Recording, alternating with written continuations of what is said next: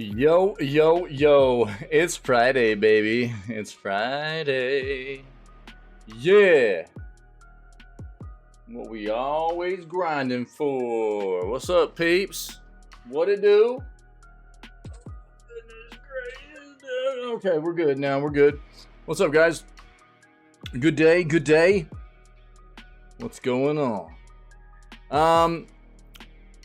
It's good to see you guys. Hope everybody's doing well.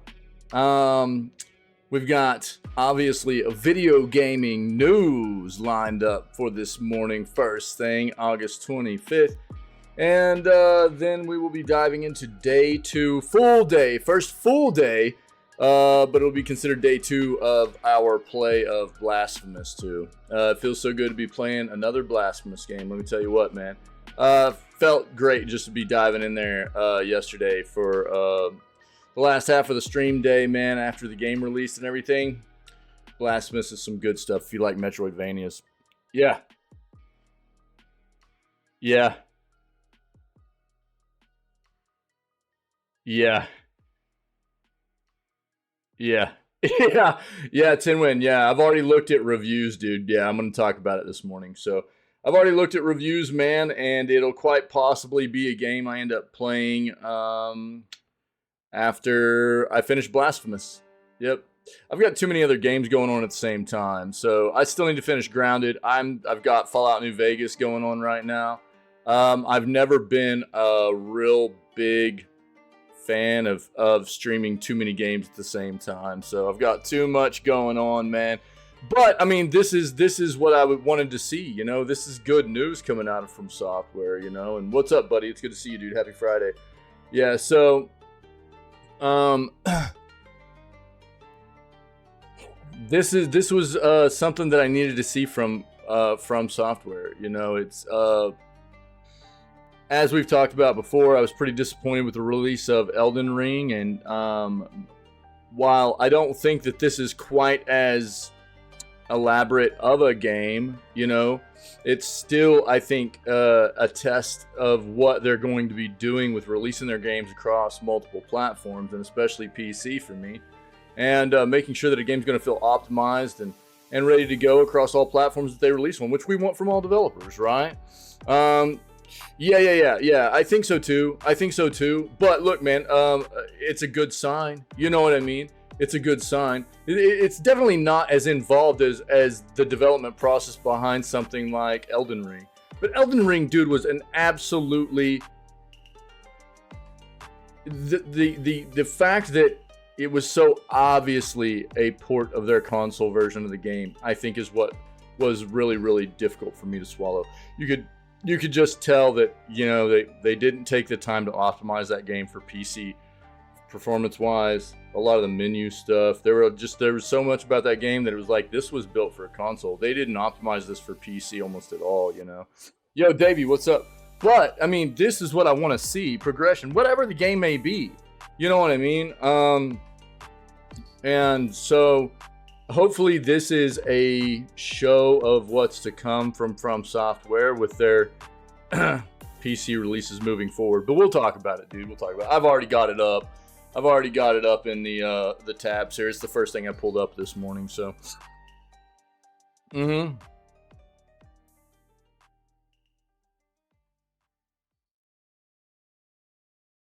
Wait, Xbox controller, laptop.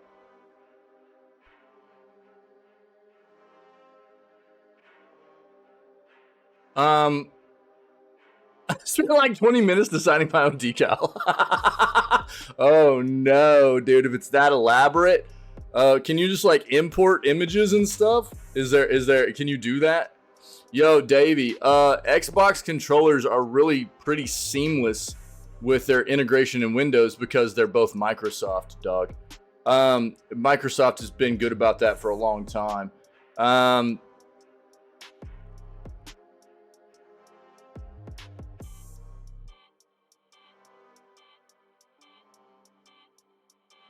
Now, I mean, it depends on what you're talking about, because certain games, you know, certain games are going to be, I mean, are we talking about a game that you've used the controller on before? Are you positive that this game has controller support? You know, those are the things that you need to be taking a look at too. Have you gone into your Windows settings and made sure that outside of the game that the operating system is actually recognizing your controller? What platform are you playing the game through? You know what I mean? There's a lot to consider here, Davey, in regards to what's going on with your controller and potentially what platform, what game is it working in your operating system. There's a lot to troubleshoot it down to, you know.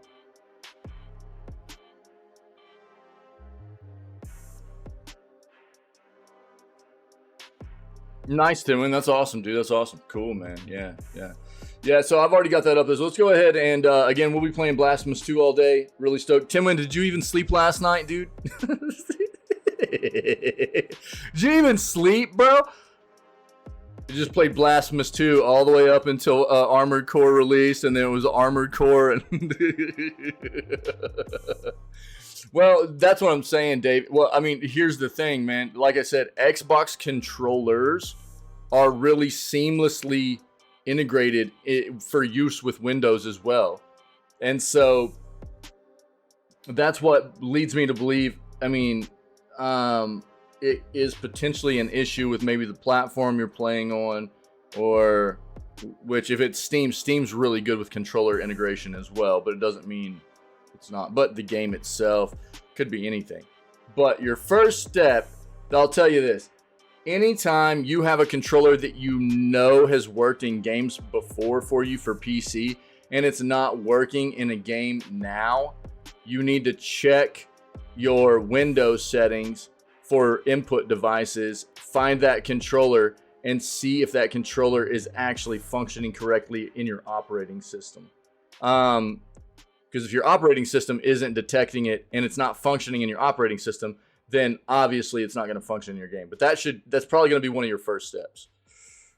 Never use it on your laptop. It might need to be updated too, dude. There's things like that with newer Xbox controllers. We'll help you figure it out, dude. We'll help you figure it out. I know you probably don't have time this morning to go through all that, but Epic is where the game is. Okay.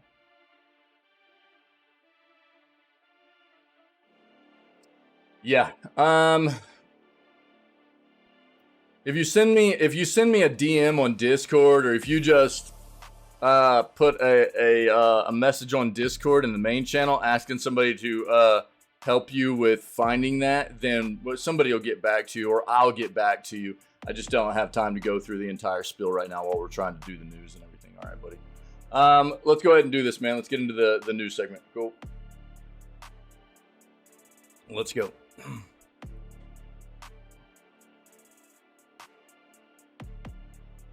Got all the weapons. Yeah, I got 2 of them yesterday, man, just in like the 2.5 hours I played. So I figure I'll probably come across the 3rd one at some point today. Yeah.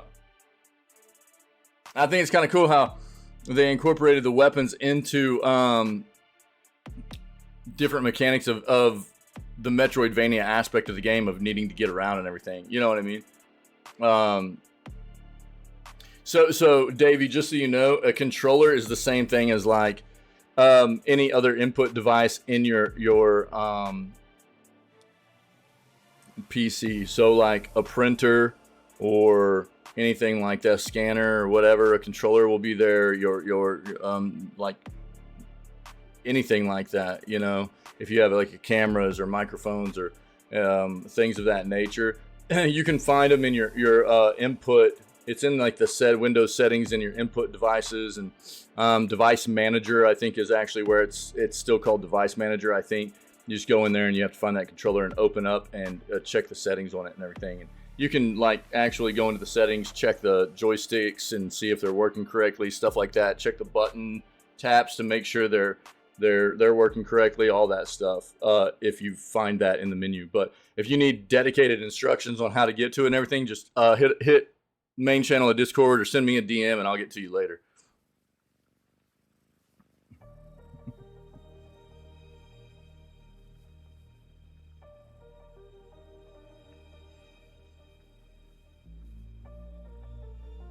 Just go to your search bar, dude, your Cortana search bar in Windows, and type device manager. That's probably the easiest way to find it. Or you can probably find it by right-clicking your start button, and device manager will probably show up there.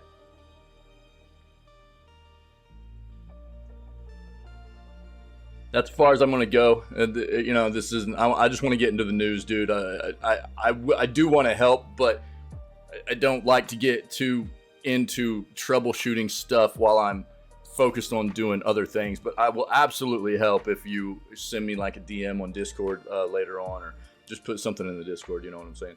There are a lot of, if you just Google it too, there will be a lot of step-by-step guides of how to do that stuff on Google as well, buddy. It's not very hard. It really isn't. Let's get in here, man.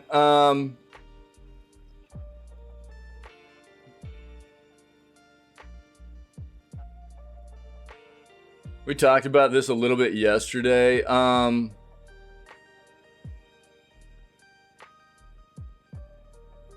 What? Baldur's Gate 3 has fallen out of the 10 highest rated games of all time list, huh? Baldur's Gate 3 Xbox Series X and S versions won't share the same features. Interesting. Interesting. We already have this up. Yeah, Metascore for Armored Core 6 Fires of Rubicon is at an 87. Pretty solid. Pretty solid. It's good to see. And this is the PC version that I have pulled up. I'll also, whenever we get to this article, I'll pull it up on Steam as well, and we'll take a look. Okay.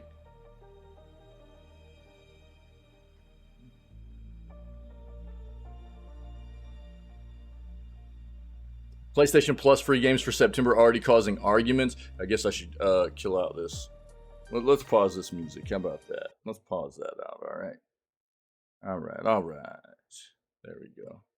That way I'm not talking over music. How about it? All right, cool. Yeah, no. I'm sorry, Davey. Yeah. I love to help people. You know what I'm saying? I love to help people. Yo, Psycho. I saw that, dude. Give me 1 second. I just didn't have time to reply this morning. Yeah, Davey, I like to help, dude. I just don't want to get too, like, it can become a long-winded thing trying to help people troubleshoot things. You know what I mean? And it's not necessarily what this segment right now of what we do is about. But we have all kinds of people, and myself included, that are very proficient at technological, rounded, very well-rounded in troubleshooting and technical knowledge and stuff, and are absolutely willing to help. I just don't want to get too off track with what we're like focused on right now. You know what I mean? Hopefully you understand that. I'm pretty sure you do. So, but I mean, myself or somebody will help get you figured out there, dude, for sure. Just throw it into Discord, man. Psycho. Yeah, the WrestleQuest reviews on Netflix, kind of disappointed. Yeah, it's not looking great. Yeah, it's not looking great. Yeah. I mean, I was like, well, they delayed for 2 weeks because apparently they found a really bad bug. And I was like, well, hopefully that means that they've got everything else pretty polished, That's what, I mean, I most of the time you're going to be better off that way anyways, Davey, in my opinion. Look, it's kind of like, that's the default input device for computers. And if you can learn how to be pretty proficient, it's not always easy if you've gotten used to using a controller over your gaming, experience. But there are a lot of games where keyboard and mouse actually play much, much better, and you can be much more precise in your gameplay if you learn how to use keyboard and mouse. So it's not necessarily a bad thing to do, but I still have plenty of games that or a number of games, not plenty. I have a number of games that I'll play and I'll still switch over to a controller. Like right now I'm playing Blasphemous, and it's absolutely a game that is going to feel better on a controller in my opinion. So I'm playing it with a controller right now. I think it's one of those things though that you learn the more you play with different peripherals and stuff, input devices, which kinds of games you're going to feel better about. But I will say this, shooter games are games where you're usually going to have the upper hand by using keyboard and mouse. So you can just be more precise with your aiming, your movement, stuff like that. So not bad, not a bad choice to actually just get proficient with it. You know what I mean? But we will help you, buddy. We will help. Yeah, I saw that stuff about WrestleQuest, dude. And That's why I mean I chose not to dive into it. The premise of the game, and this is always the tough thing for us as gamers. I mean, it's still a very tough thing for me. The premise of games before we even get a chance to play them is something that um, in various forms or fashions for each of us individually appeals to us on a personal level. You know, there are different games that do this for us, and I'm not even a big wrestling fan, but WrestleQuest looked really unique and interesting, and I thought it looked like something that could be a lot of fun and really funny and a good time to play. Um, so whenever I saw the reviews, I mean, I felt pretty saddened by it. It was like, crap, dude. It feels like it could have been a really cool experience. It seems like they were onto something pretty nice there, and it looks like a pretty big miss on the technical side of a lot of things. Unfortunately, feels like they kind of screwed it up. Actually, Now this is what I will say. Let me bring Steam up real quick, and there's another game that's supposed to be coming out that might be okay. So WrestleQuest is kind of busted, dude. I recommend staying away from it. If you really want to try this game and you have a Netflix account, try to play it on Netflix or a Netflix subscription because it is a game that's on Netflix. But I don't think you should be paying money for this game right now. Not currently. It's just too busted from what I can understand, from what I've seen and looked at. Now, Wrestle Story is a game that doesn't have a release date yet, but this is a game that's coming out that if WrestleQuest looked like fun, this might be something if they do a good job, if they do what WrestleQuest didn't do, and they actually incorporate nice quality gameplay mechanics, and it comes out in a pretty polished state performance-wise, this might scratch that itch for you, okay? It doesn't have a release date yet. It's probably going to be sometime in 2024, but it does look pretty dope. It does look pretty dope. So I'll share this with you, all right? Take a look at this. Put that on your wish list on Steam. If you were looking forward to WrestleQuest, it feels like a bit of a bummer that WrestleQuest is looking pretty poor. You know what I mean? Pretty poorly developed. And now you're kind of still wanting something to scratch that itch. Wrestle Story might be that thing for you, okay? And indie game developer. Cool. Just like WrestleQuest was, but we love that, right? So get back in here. You're not going to work tomorrow? Got a whole weekend off, Davey? What? Dude. Sounds relaxing, bro. Yo, just so everybody knows, not this weekend, but the following weekend, next weekend, the stream will be down. I'll only be streaming until probably it'll probably only be like a 5 to 6 hour stream on Friday, and then I won't be live again until Tuesday. We're taking a bit of a little end of summer kind of family.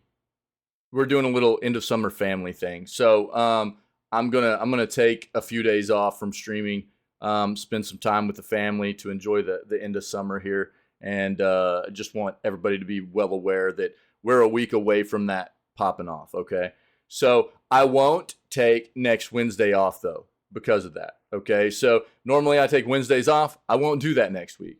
So next week, this following week, I will stream. So from now until Friday, no days off. I won't take the normal Wednesday off, but next weekend I'll be down after like a half a day Friday. I won't be back until Tuesday, okay? Sorry. Family's important, man. All right. All right. Let's keep going here. Yo, Davey, we will help you get the controller thing figured out, dude. It's probably something simple.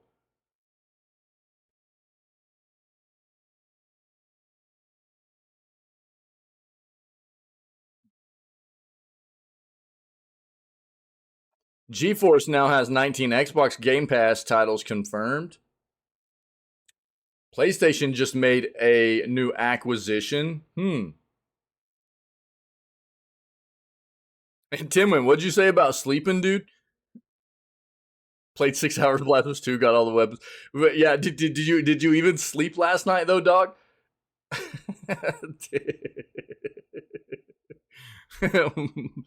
I was actually thinking about that last night. I was like, bro, Armored Core 6 is releasing, Blasphemous 2 just released. I was like, 10 Win's probably gonna be up for like days, dude.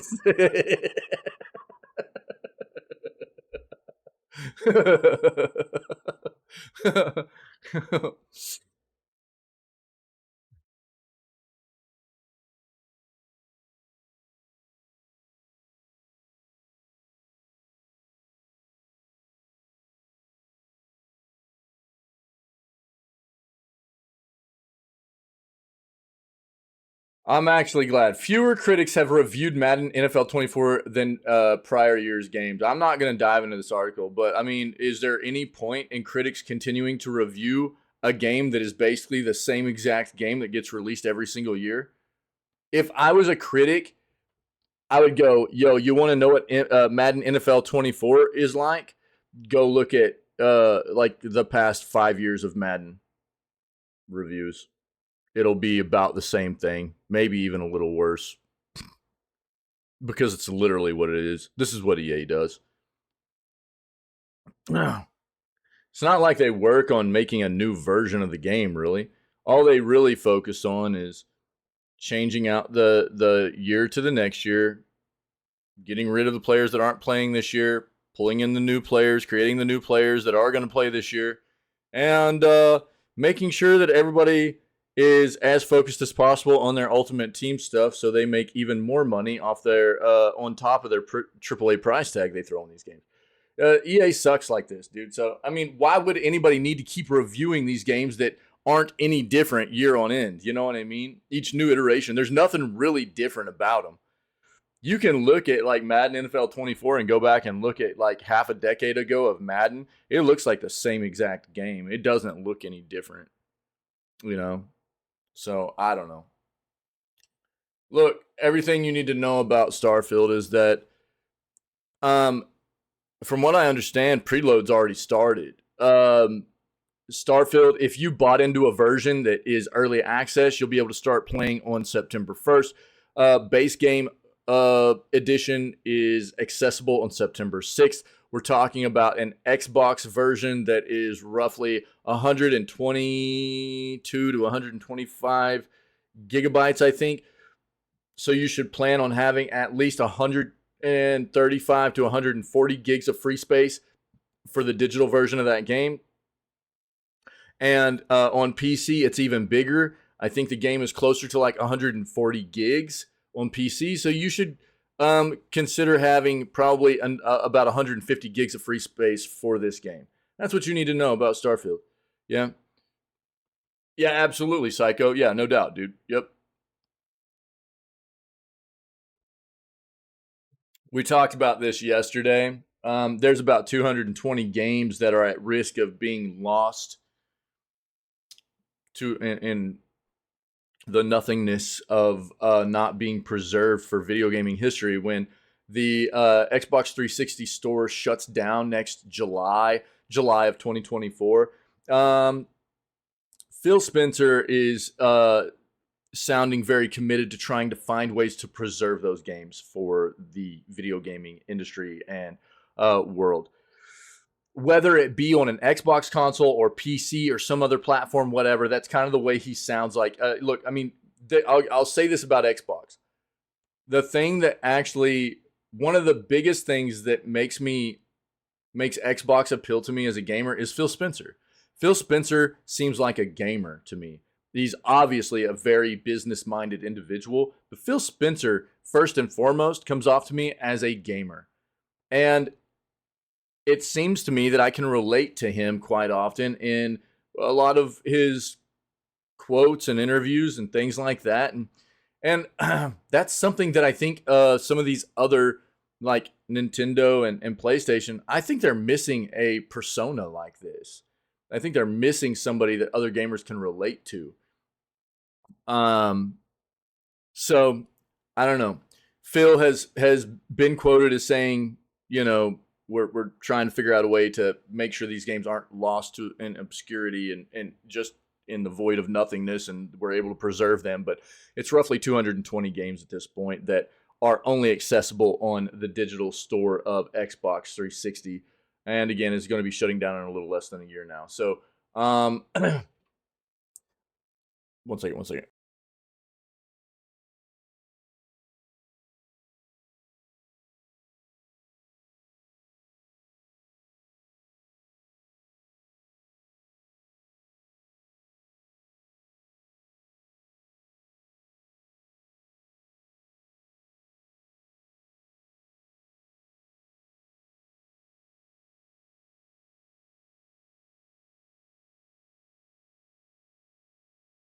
Sorry.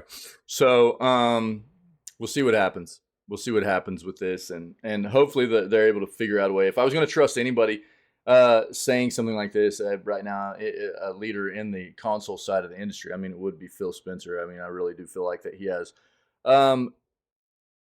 good intentions across the board of trying to do things like this, you know. Oh no, you're good, dude. You're good. So we'll see what happens here. I mean, I know that perfect world for all of us again is that these digital storefronts wouldn't really shut down. You know what I mean? They would become basically like, instead of the Xbox 360 store, the Xbox 360 eStore would just become a part of the current Xbox online platform, right? So this is what I've been talking about with Nintendo for a long time, and plays a lot of the the console players really in general, taking the eShops for all of these and just making it all comprehensive, right? Any from the start of when these consoles began doing eShops, just migrated over, do everything all one stop shop for everything. You know, if you're still playing on a 360, you go to xbox.com, go to their eShop, you can still pull down Xbox 360 games. You know what I mean? If you are playing Xbox One, you still want Xbox One games, you go to xbox.com and you can get Xbox One games. You know, for Nintendo, you're still playing Wii games, you go to Nintendo.com, not the Switch website. You go to Nintendo.com. This is the way it should be. Same thing for PlayStation. Previous iterations of their stuff. You just go to PS, you go to the PS store. And instead of it being the situation where we're always worried about these previous generations of console, their shops dying off, not being able to access it anymore, and losing all of these titles, which are important to us for video gaming history and everything, and just losing them altogether. I know that a lot of people, and I try to look at it from a business point of view, I do, and I understand that it takes a lot of resources and things like that to maintain these shops and everything, and they get to a point like, I mean, dude, the 360 store has been up for 18 years now. They've kept it going for a long time, probably a lot longer than made sense for them fiscally. And it's not like they're entirely removing all access to the Xbox 360. It's basically just the eShop. If people still want to play multiplayer through the 360, they've got that capability. If they already own games, they're still able to download and install those games up from the 360 website off of their consoles and stuff. It's just you're not going to be able to access the store anymore, So I don't know. It's I guess the glass is half full on that front with the 360 stuff, but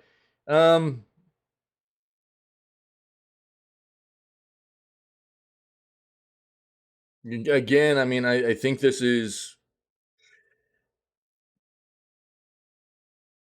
and it's getting better as we move forward with consoles, where more of the old school games are getting versions to be played on modern consoles and stuff like that. But this is another situation where PC hasn't had nearly as much of an issue with this.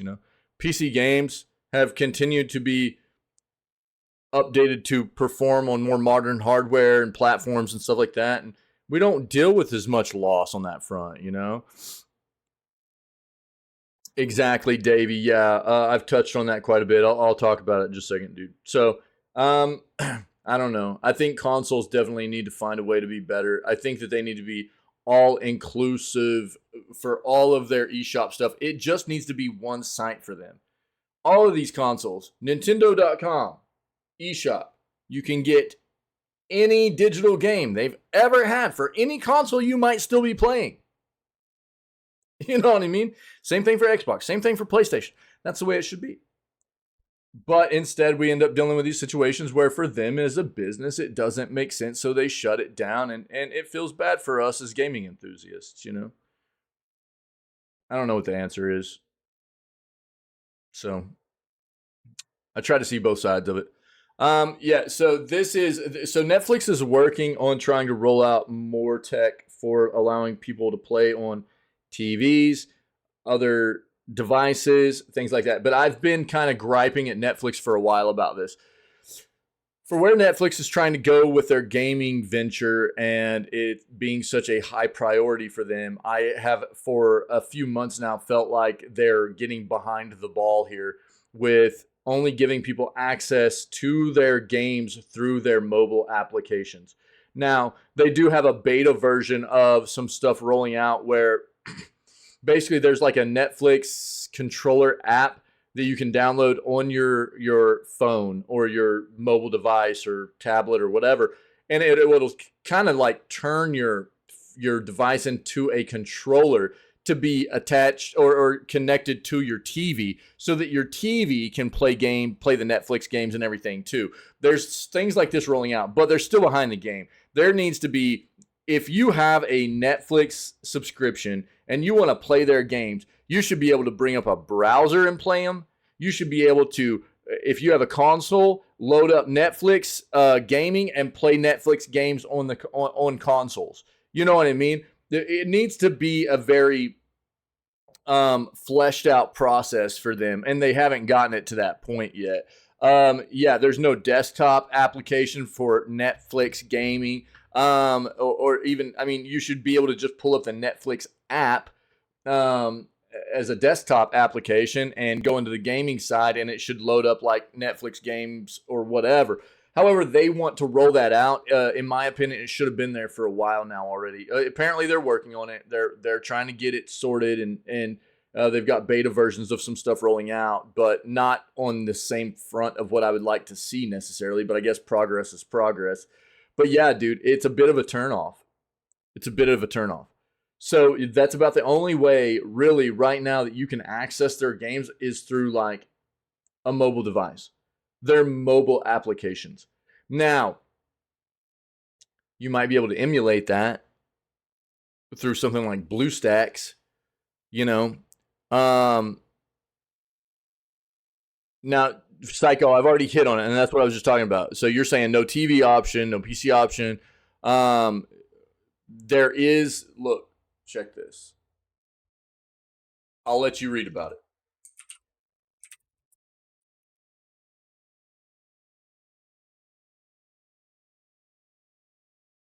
Here. This is the same. No. You're good, dude. You're good. You guys can read this if you want. I already covered this in the news a few days ago or a couple weeks ago, something like that.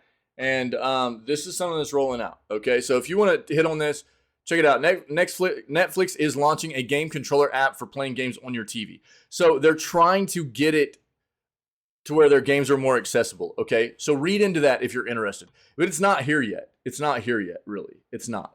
And so you're absolutely right. And I agree. I've been talking about this for a while in the news. Netflix, I think, is making great strides on the front of their gaming endeavor, but they need at this point to have their games to be accessible on like a multitude of platforms. The fact that you can only access their games on mobile devices feels terrible right now. It does not feel good, dude, at all. But I've already covered that right there, that article that I just linked. So if you guys want to see kind of what they're doing and where they're headed with stuff, check out that article right there. I just don't want to cover something that I've already covered before.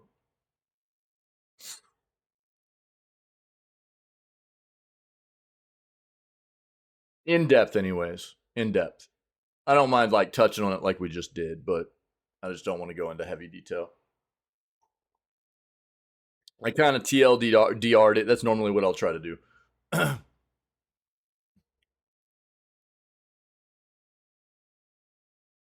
Yeah, we've already got that up. It's flipping hot in here right now, dude. What is going on? I need to move my fan.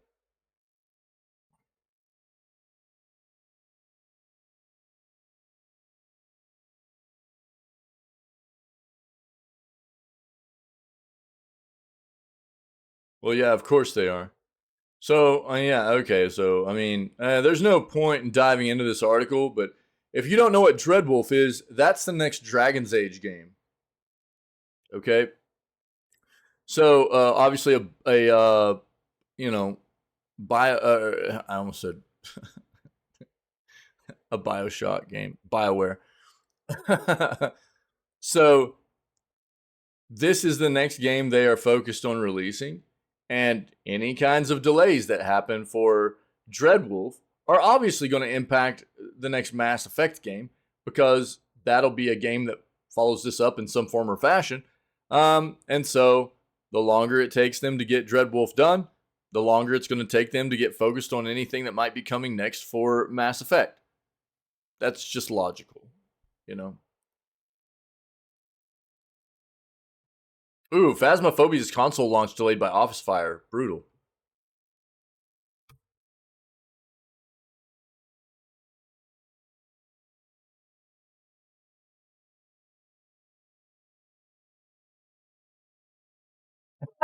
Davey. Nice, dude. Yeah.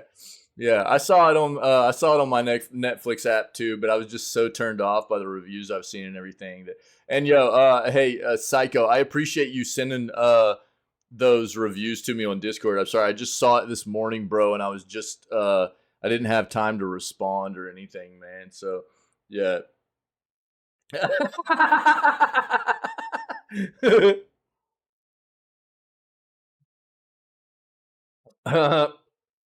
That's funny.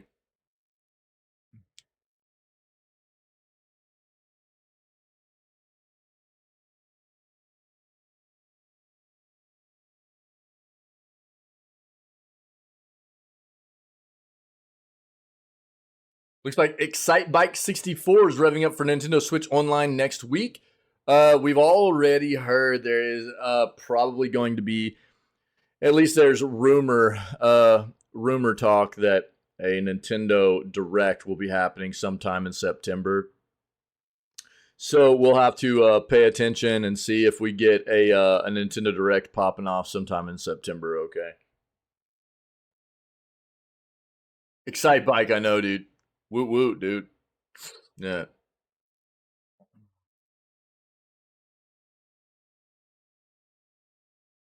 We haven't seen the full length trailer for the next No Man's Sky update yet. Let's take a peek at that. We've seen the trailer that showed the all the update, like quick, like all the update stuff that they've done for No Man's Sky. But we haven't seen this yet. We'll take a look at that.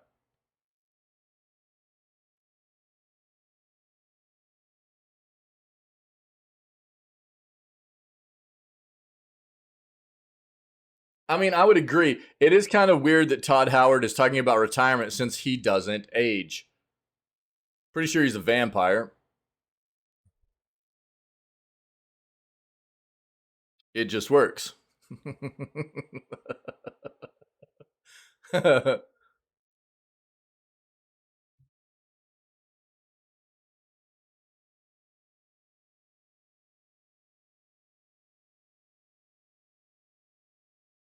Just don't invite him in. That's right, dude. Yeah.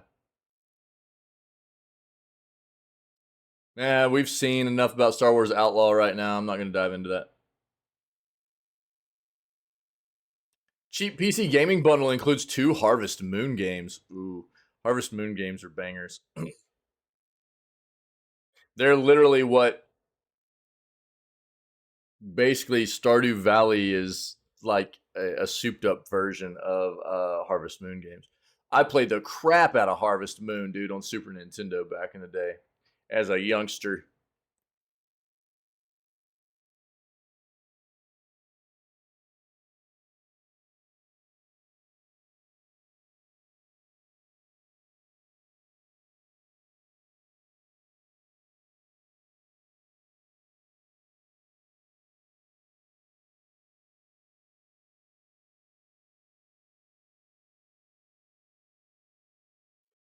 Yo, this look, I've talked about this a lot.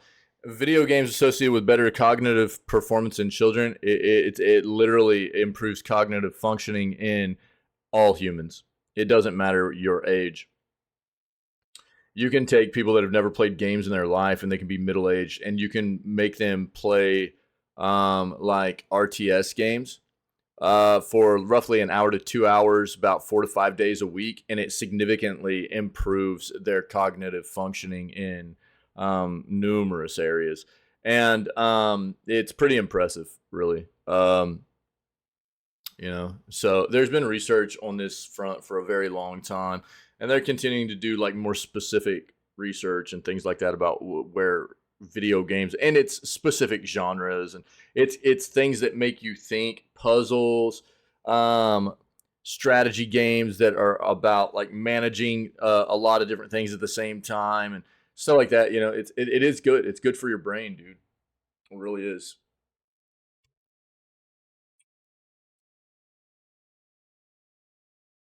Dude, thank goodness you're here. I cannot wait to play this. Dude, two of my most hyped games right now for next year are Thank Goodness You're Here and oh bro, what's the name of that Baby Steps. Baby Steps is the other one. Oh yeah, I got a gamer resident here at work. You're the late 60s. Yo, that's dope, dude.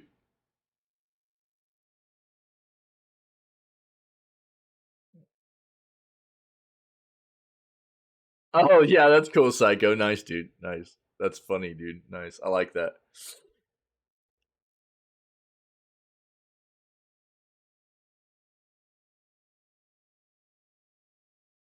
Got that up. I did pull that up, right? Yeah, I've got it up.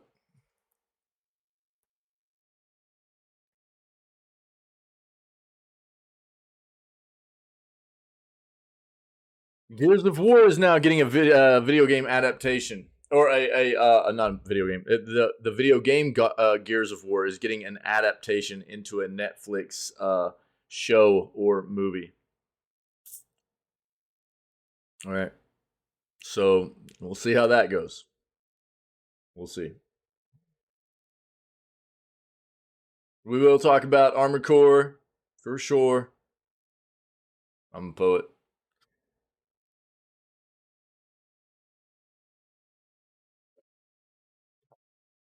Yeah, Immortals of Avium seems pretty mediocre. It's about what you'd expect out of an EA game, to be honest. Um, we looked it up already.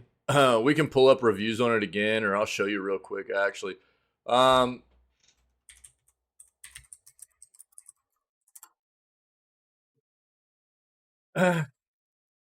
very mediocre. Actually, it's not looking fantastic. I mean, this game. When did it release?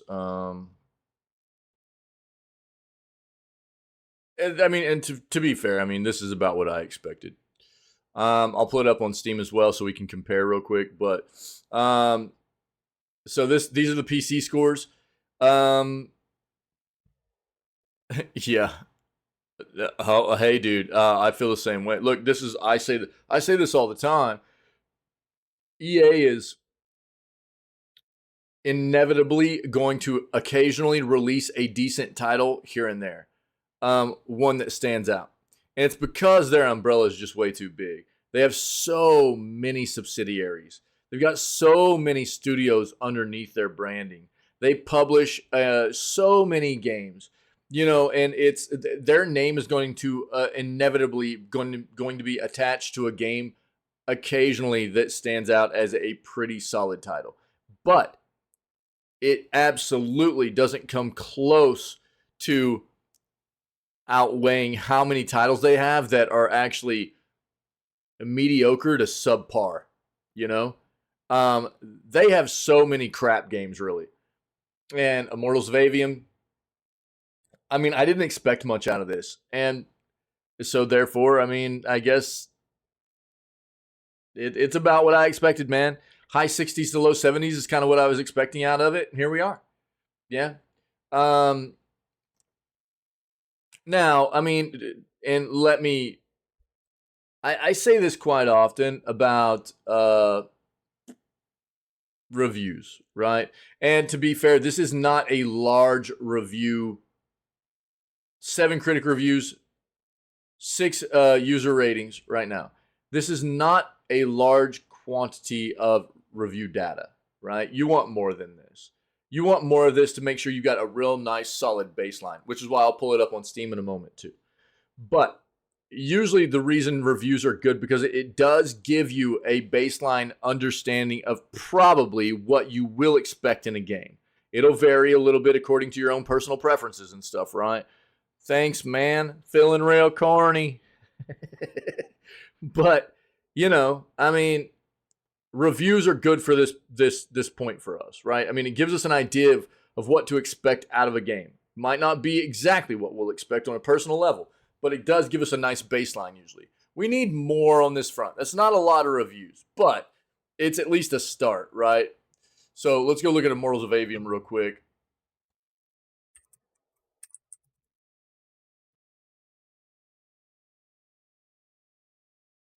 %65% of 252 user reviews are positive. That's right on par with Metacritic. Right on par with Metacritic.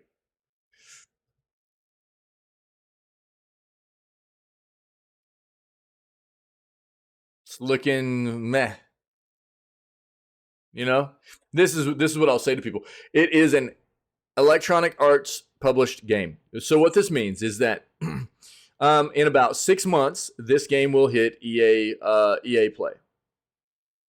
EA Play is also part of Game Pass, right? So in about 6 months, you will or you should probably be able to play this game through Game Pass through EA Play, right? So if you're interested in trying this game, I don't think it's worth a $60 to $70 price point right now based off of reviews. I just don't. I don't see it. You're also looking at about a 20 hours worth of gameplay here from what we've pulled up so far. What I understand is a 20 hours of gameplay at a very mediocre kind of experience. It's not going to be anything that is significantly impressive, I don't think, for most people anyways. And so my advice would be give it 6 months, wait till it hits EA Play, grab a Game Pass subscription, and then you can try this out and any other games that might be on either one of those platforms that you want to get a try at. It'll be money better spent, I think, in my opinion.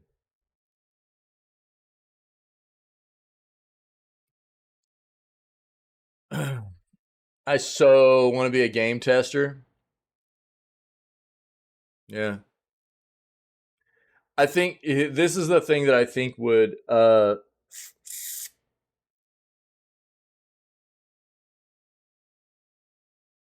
not be appealing to me as a game tester. I look pretty deep at the games I play. And I always try to do the very best I can to come up with a comprehensive list of the pros and cons of what I see. What I see quite often in the industry, I think, is that developers quite often overlook the issues that are cropping up in the development of their game and they don't address it. The reason I don't think I would be able to be a game tester is because I would not be able to deal with working for a developer that didn't listen to my feedback critically. If I was giving feedback like, yo, the game is crashing, or you're getting stuck in the environment here, or, we need better quality of life, this is terrible, things like that. And they just were like, okay, yeah. And they just never addressed that kind of stuff. I wouldn't be able to handle it. It would drive me nuts. It would actually probably put me off kilter, dude. I'm not an individual that has a whole lot of issue giving people a piece of my mind if I feel like they deserve it. And that would put me into a situation eventually. If I kept having to deal with that kind of stuff, I would end up just probably getting fired for telling people what the F, dude. You know what I mean? Because it's important to me, and it should be important to them, but they just wouldn't care, That's one of those things that I wouldn't be able to handle very well.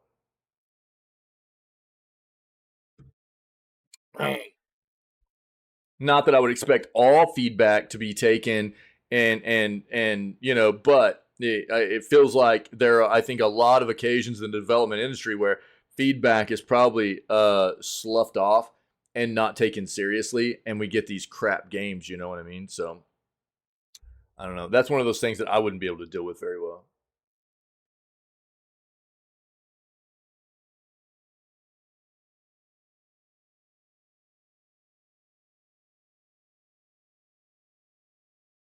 We've got the NVIDIA stuff up. We've got the Baldur's Gate 3 Xbox stuff up.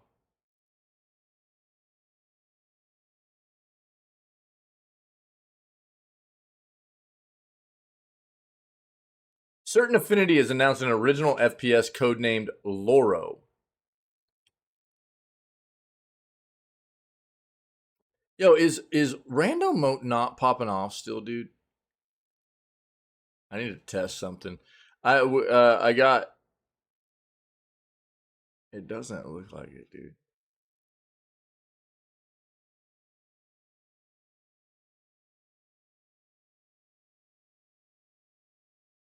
Pinky noticed yesterday that random mode wasn't popping off, and I haven't seen it today yet either. If by 8 o'clock we haven't seen random mode at all, I've got to take a look again and see what the crap's going on. All my other timed bot messages are happening, but random mode's not.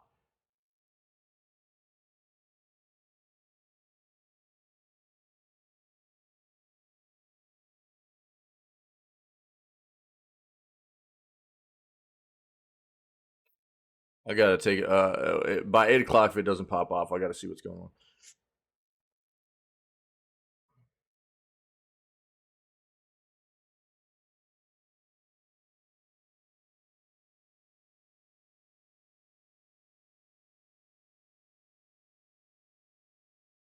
Banisher's Ghosts of New Eden hands-on preview. Huh? What's this? I don't think I've heard of that.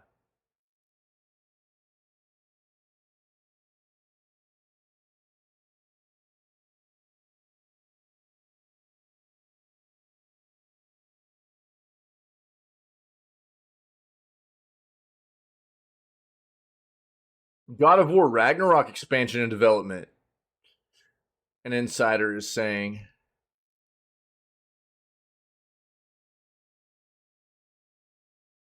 I mean,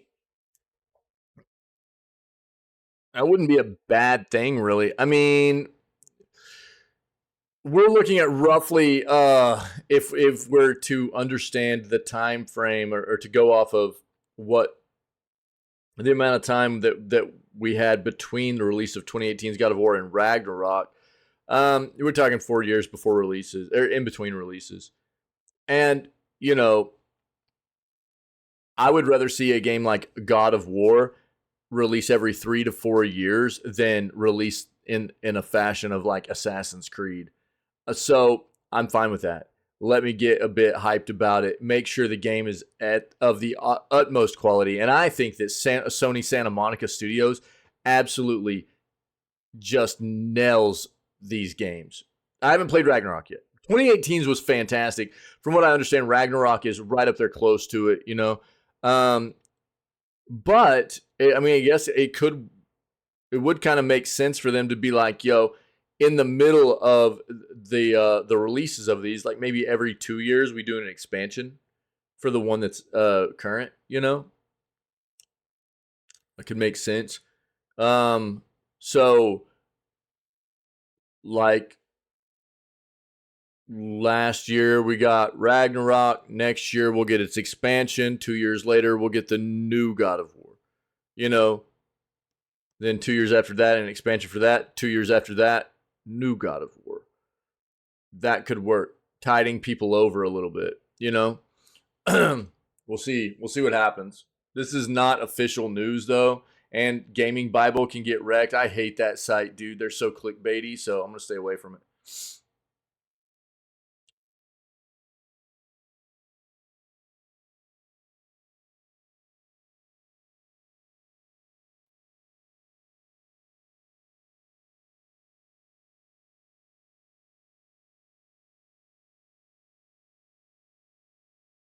For Assassin's Creed,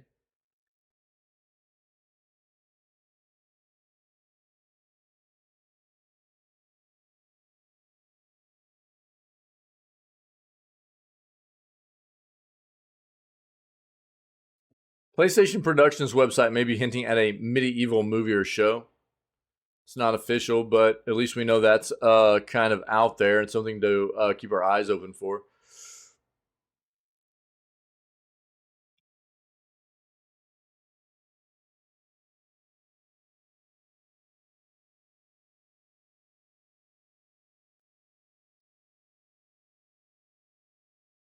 Excuse me.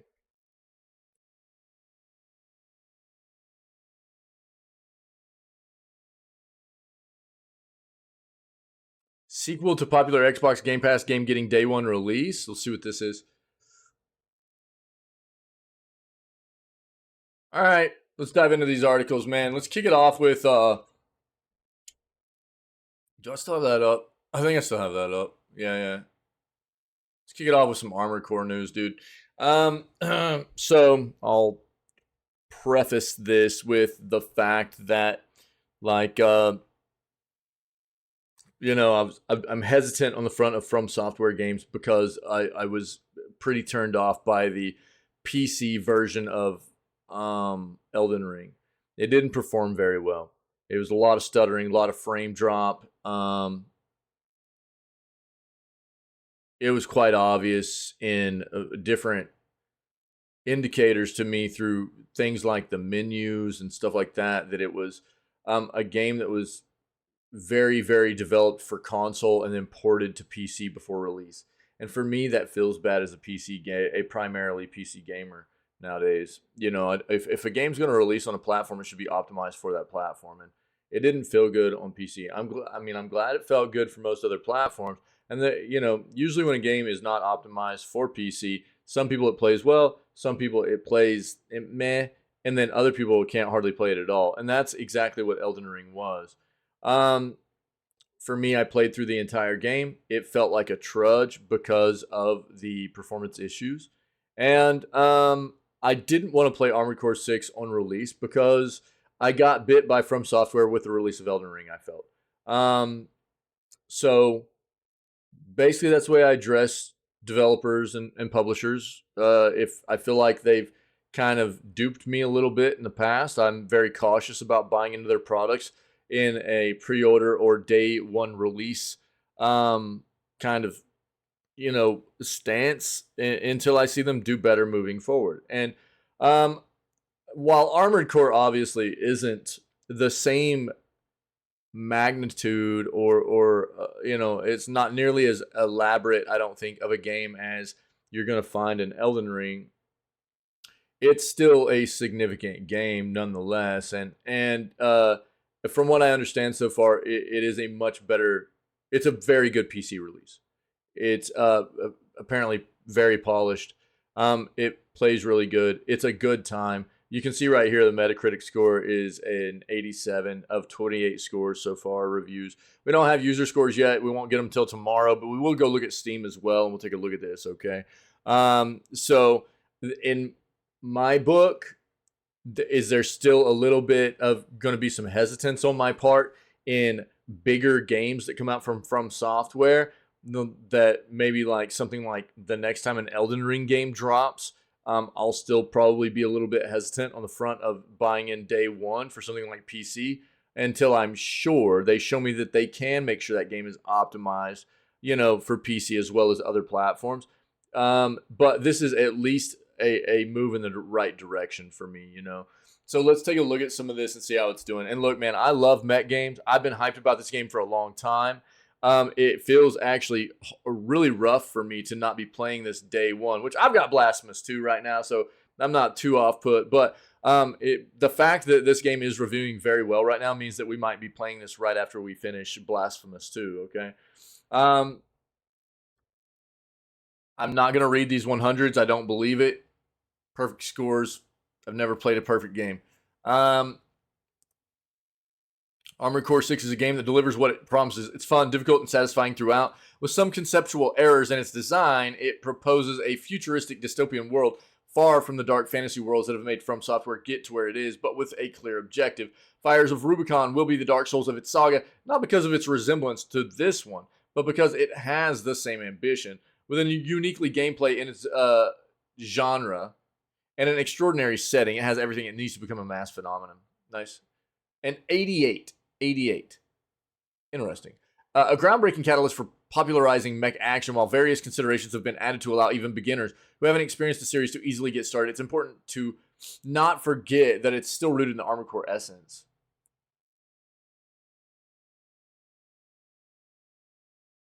A game with an interesting story told awkwardly. Environments are often stunningly pretty when not just barren tundra or swamp, sand-swept desert, excuse me. And is it tough at times? It's a From Software game. You got to expect that.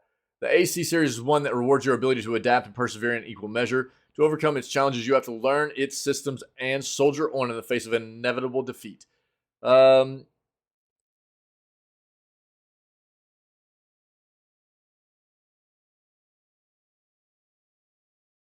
A frenetic and tactical action, which offers a unique level of customization and gives enormous satisfaction to anyone who wants to delve into its systems. The many technical evolutions and improvements to the system, however, are partly held back by the desire to stick to old structures that can be repetitive for many, and by a somewhat chaotic difficulty curve, which could certainly have been calculated better in our opinion. Overall, it remains a very high-quality game. We recommend without hesitation. It represents an absolute must-have for anyone who loved the saga in the past.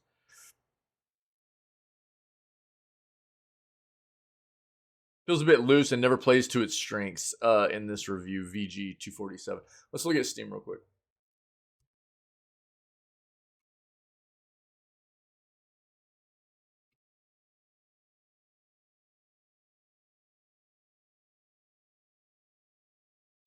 %84 positive of over 4,300 reviews so far.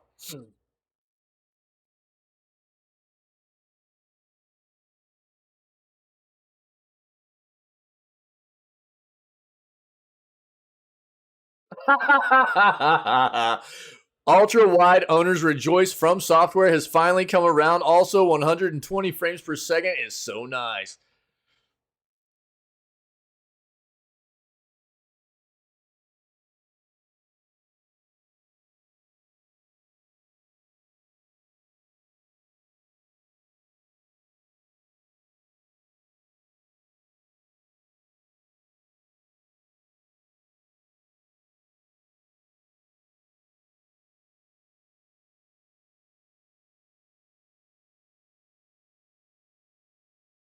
This person already has 44 hours on record.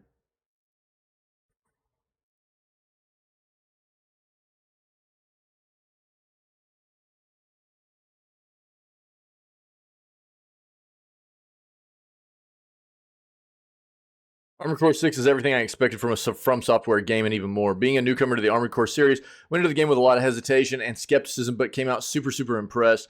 Make sure you keep your expectations in the right place, though. Armored Core 6 might be developed by From Software, but it's nothing like they've ever crafted in a long, long while. It's a love letter to Armored Core veterans while also being an incredibly polished.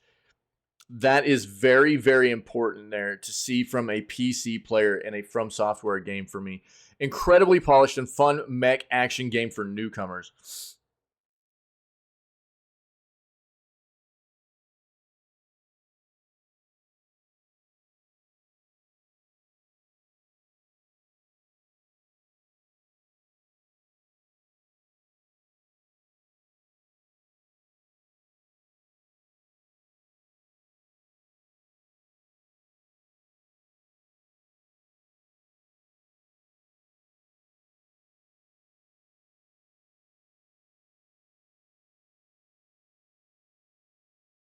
Hmm.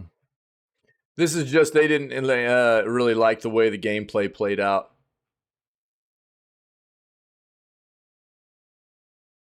It's looking good so far. It's looking good so far. I mean, you have to understand that, like, anytime I think you're reviewing or you're looking at reviews for a From Software game, some of these are just going to be because From Software has a huge dedicated fan base. And even though this isn't a Soulsborne game, you're still going to have From Software um, fanboys or fangirls or whatever you want to call them, man, that fan dudes, you know what I mean? That will blindly kind of play and just not be able to see anything that could potentially be an issue and rate at like a 10 out of 10 because it is. So you have to understand that with a company like this, that will happen. Let me point out something interesting here, though. If you guys haven't noticed, you see publisher is showing From Software and Bandai Namco. Not Demon Souls.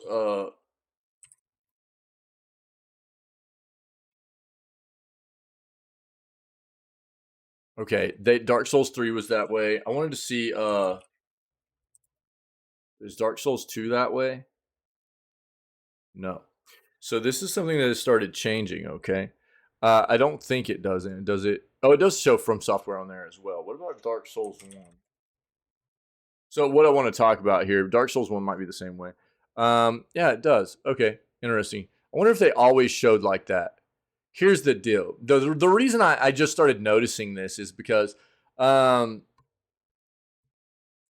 From Software is trying to start their own publishing to where they're able to fully publish their own games.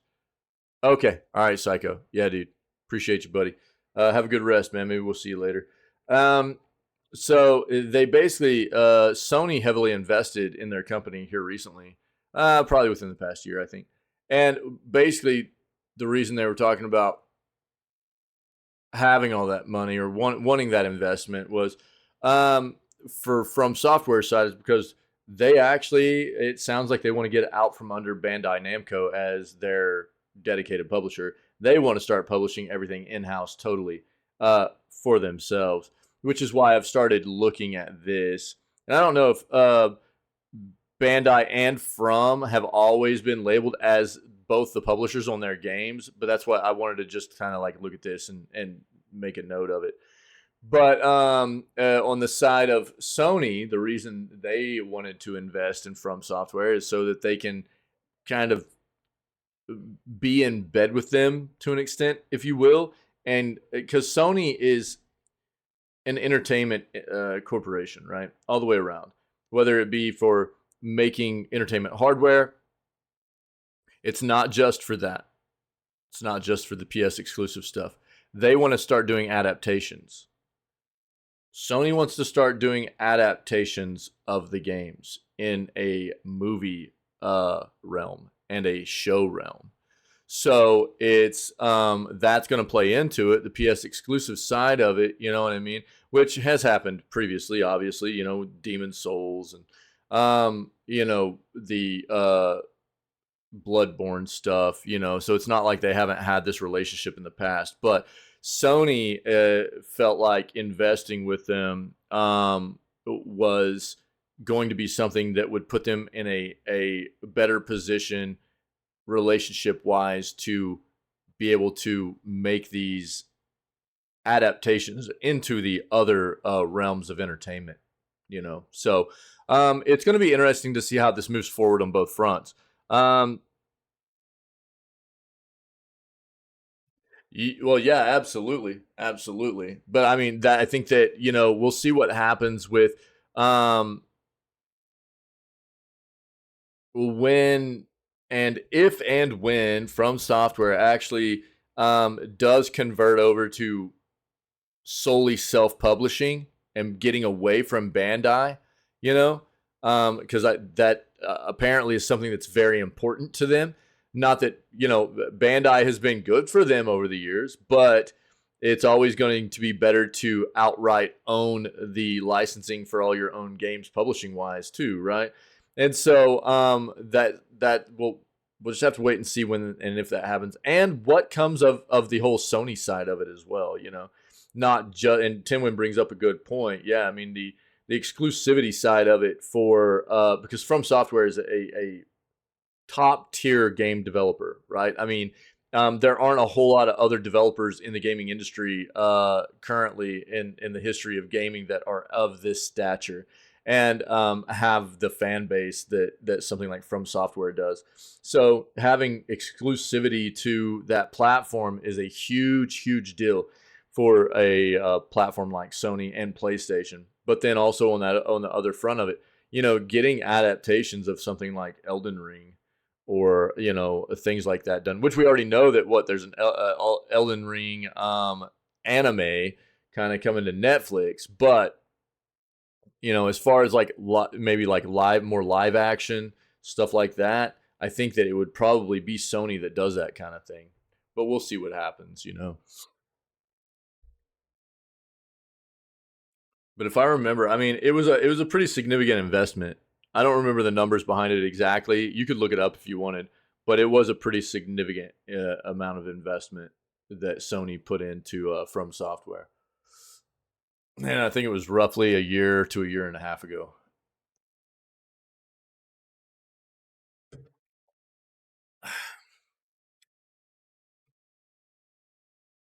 But this game's looking dope. Pretty excited. I wonder. I wonder how long, how much game time's in it. I'm interested as to like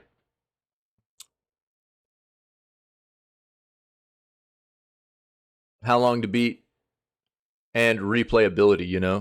30-ish hours. Yeah. Have you heard anything about replayability yet, Tinwin? I'm guessing there's going to be New Game Plus in it. From Software usually does that kind of thing. But I didn't know about any like in-game grind or anything like that. But I'm guessing it probably does have like a New Game Plus system in it or something. We'll find out for sure. Timwin might already know. But Armored Core 6, I'm really happy, dude. I really am. Really happy that it looks like this game is actually optimized for PC. That's fantastic. PS5's an 87 as well. Xbox Series X a little bit lower. Not as many reviews yet though. PS5 has 53 reviews at an 87. PC has 28 reviews at an 87. It's probably just to go off of that, the Xbox Series X review score will probably go up a little bit once they get some more critic reviews in there. It'll probably be closer to a low 80, mid 80s score once it gets about 20 something reviews in there. It's looking good, man. I'm happy about that. I'm happy about it. Kind of expected it, but I was, it's important for me to just be weary about some of the things I've gotten bid on in the past, Google search, Armored Core 6's length, 12 to 18 hours for a base, regular playthrough, can then expand to 40 to 60 hours depending on if you're playing Armored Core 6's New Game Plus mode, trying to go after all the endings. Gotcha. 12 to 18 hours. I'll have to do a little bit more research on that front.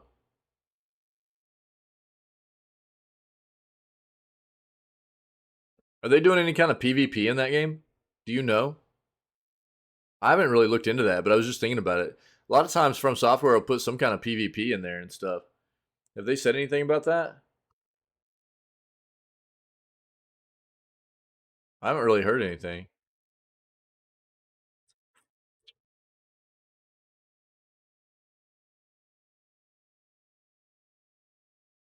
We might have to look that up too. Certain Affinity has announced. Thanks, Tim Win. I appreciate it. Yeah. I mean, yeah, because I mean, obviously, I usually consider that 1v1 and 3v3 modes. Nice. Players complete an arena to determine the superior mech pilot. Nice. Oh, that's sick, dude. Nice. Yeah, thanks, man. Cool. I just didn't know if you like knew or whatever. I wasn't trying to make you do work, man. I would have looked it up at some point. Yeah. Thanks, buddy. I appreciate it, dude. That's awesome. Much appreciated, buddy. Thank you. Very cool. Yeah, that's fun, dude. Mech games have always been a fun thing too, because the customization of people that tend to gravitate towards enjoying mech games. One of the fun things about it is the grinding for the new parts and the customization of your mech and everything. And the other part is like actually testing against other players and stuff. That's always been something that's fun about the mech side of games. So I'm glad they incorporated that. That's great. Certain Affinity has announced an original FPS codenamed Loro. The studio has been pitching the title at Gamescom this week. Project Loro, huh? The studio CEO Max Hoberman said the company has been pitching the title behind closed doors at Gamescom. Our playable demo put a lot of smiles on people's faces, he tweeted. We tell everyone the project codename, and it's bound to get out, so let me be the first. Say hello to Loro, a working title for our original FPS. Based in Austin, Texas, Certain Affinity is a prolific support studio founded in 2006 by Hoberman, who was formerly multiplayer and online lead at Bungie. It has collaborated on over 30 products, and it acts and across more than a dozen franchises, including installments in the Halo, Call of Duty series, as well as Left 4 Dead and Doom.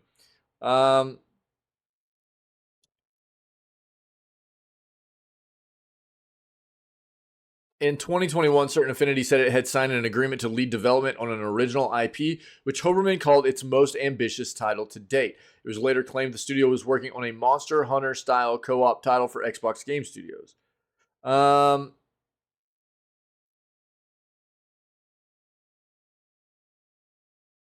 Last September, Certain Affinity said it had close to 100 people working on Halo Infinite because 343 basically got booted off the project for the most part by Microsoft, leading development on something big and new for the franchise. Interesting.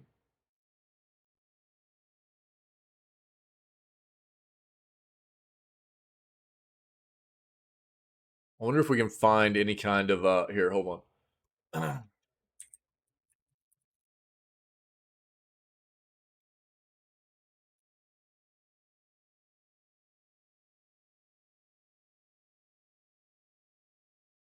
Doesn't look like it.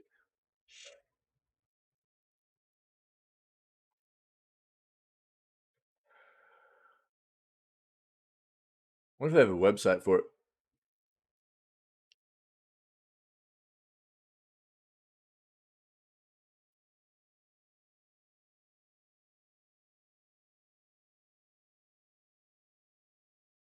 The same thing. Um,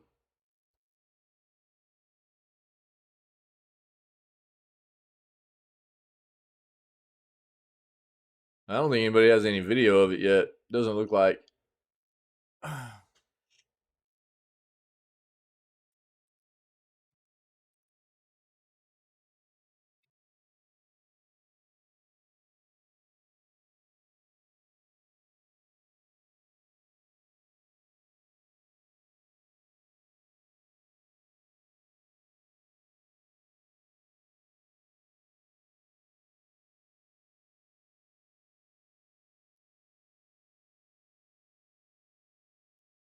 Yeah,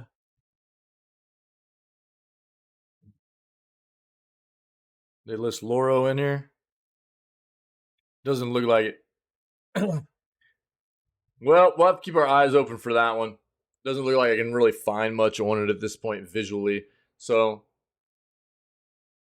Certain Affinity working on Loro FPS game. You would think that if they're showing it off at Gamescom in any capacity, we'll get something. We'll see something on that front before too long. Banisher's Ghost of New Eden hands-on preview, ghoulish intentions. I've always been a sucker for a good narrative game. This game looks pretty crazy, dude. Thankfully, Don't Nod excels in that area with the likes of Life is Strange series and Vampire under their belts. When I first saw Banisher's Ghost of New Eden, from this point referred to as Banishers, I was enthralled by the game presented to us. The colonial fantasy setting seemed perfect for someone who loved Greedfall like I did, and the action, what little we saw, looked thrilling. An hour and a half in, I'm doubling down on those sentiments, along with the excitement to play the full game when November rolls around.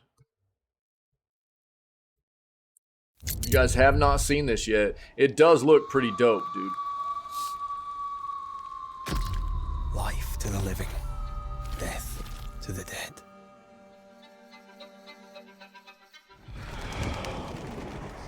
We are banishers. We end suffering for those who live.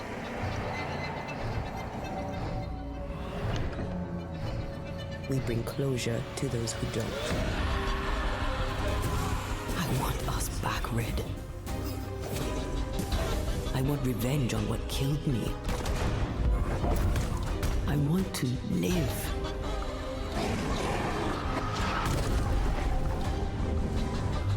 As the man says, we face a choice, simple and awful.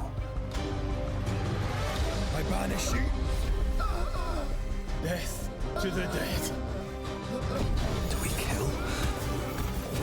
To be together again?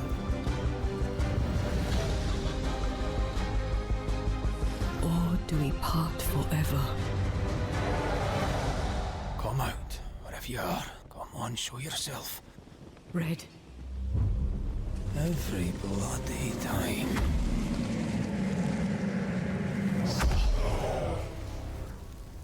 Nice. Nice. Yeah. Cool, man.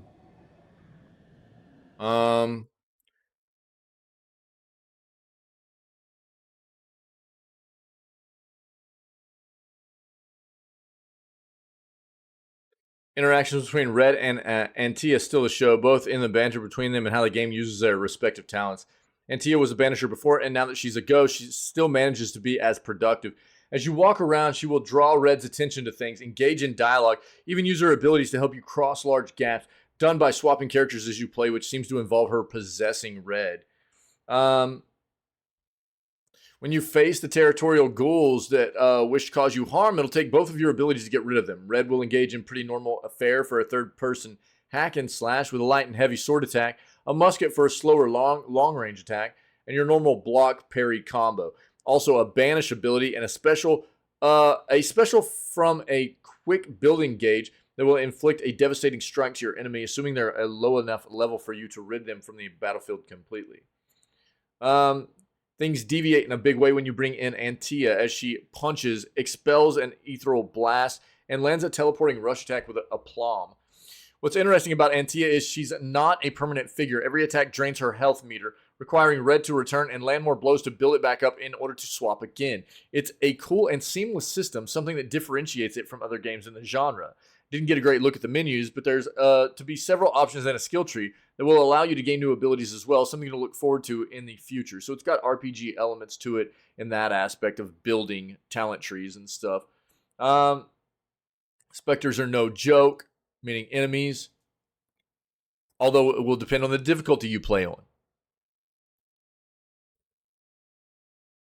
I found even on normal, it required a lot of thought.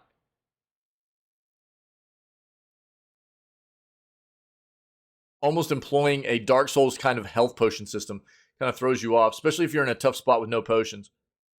5 difficulties in all. Nice. Nice.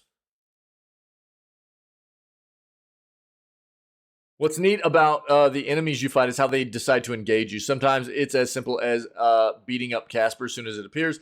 But with dead bodies of people and enemies littering your path, you'll sometimes have to ward off tougher opponents. For instance, if one possesses a body that has a musket, you're going to have to deal with the long-range potential it has.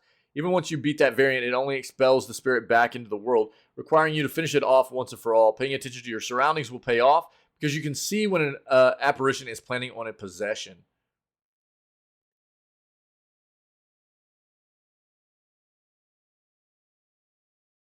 Yeah, environment was a big focus for them, which you can kind of tell through the trailers and stuff. The environment looks really good. It releases on November 7th. PS5, Xbox Series X and S, and PC.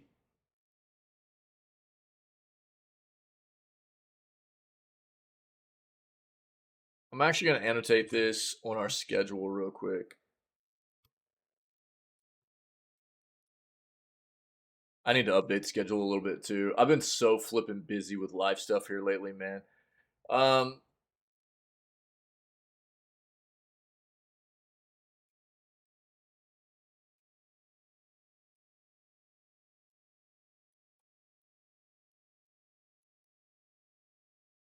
Just gonna annotate that right there. The game looks dope, in my opinion. I've been seeing stuff about it for a while. Looks pretty cool. To be fair, we're going to be in the middle of Baldur's Gate 3 at that point. That's what we're going to be starting Baldur's Gate 3 in November. So, but paying attention to when it releases, seeing how it's doing, how it plays, reviews, stuff like that, is going to be something I'm definitely going to be interested in tracking for that game. You know, if you guys want more out of it here, I'll link the article for you.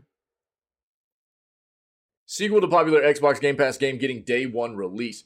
Citizen Sleeper 2. All right, dude. Xbox Game Pass subscribers will be excited to know that Citizen Sleeper 2 Starward Vector has been revealed as another day one release on the service. For those that haven't played the original game, it is also currently on Game Pass.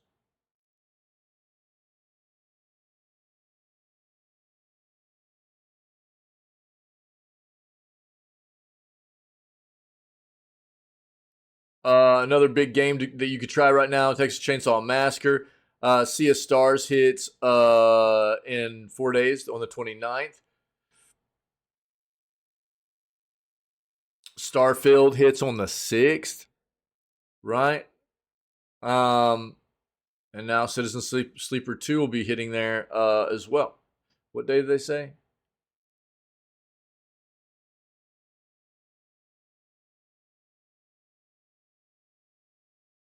What day is it launching?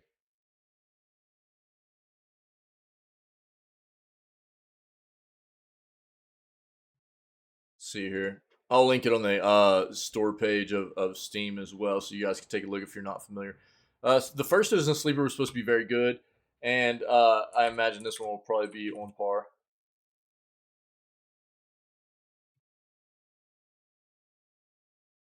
It just says coming soon. What? Weird. Okay, that's kind of odd.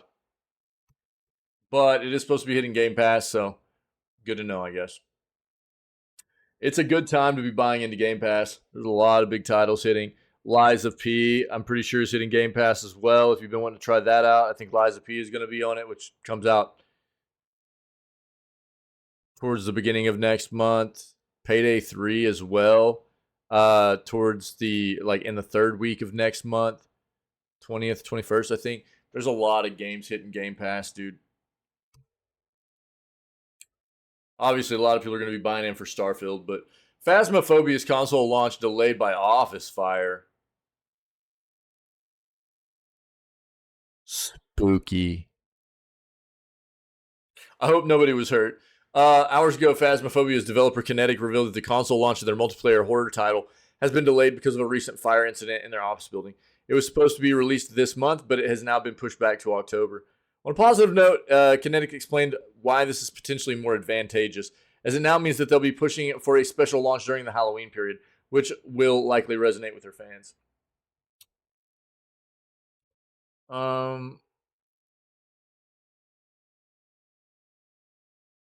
Yeah, hopefully everybody was okay.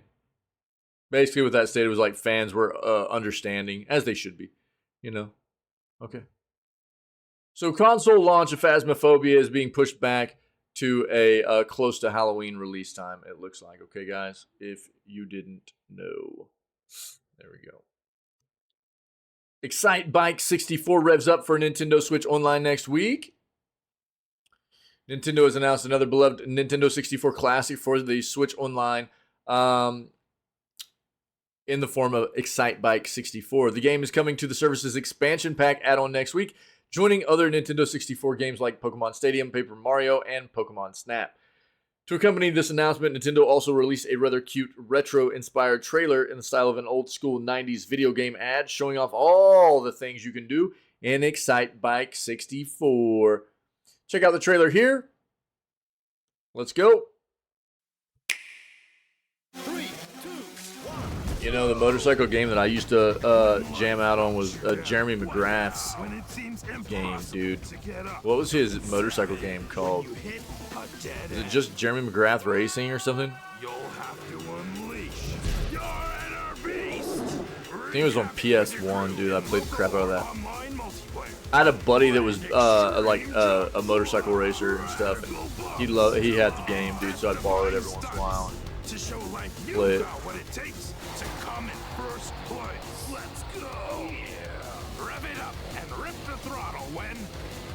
I haven't thought about Jeremy McGrath in a long time, dude.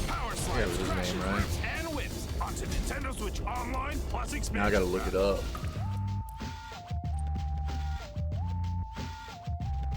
Yeah, dude.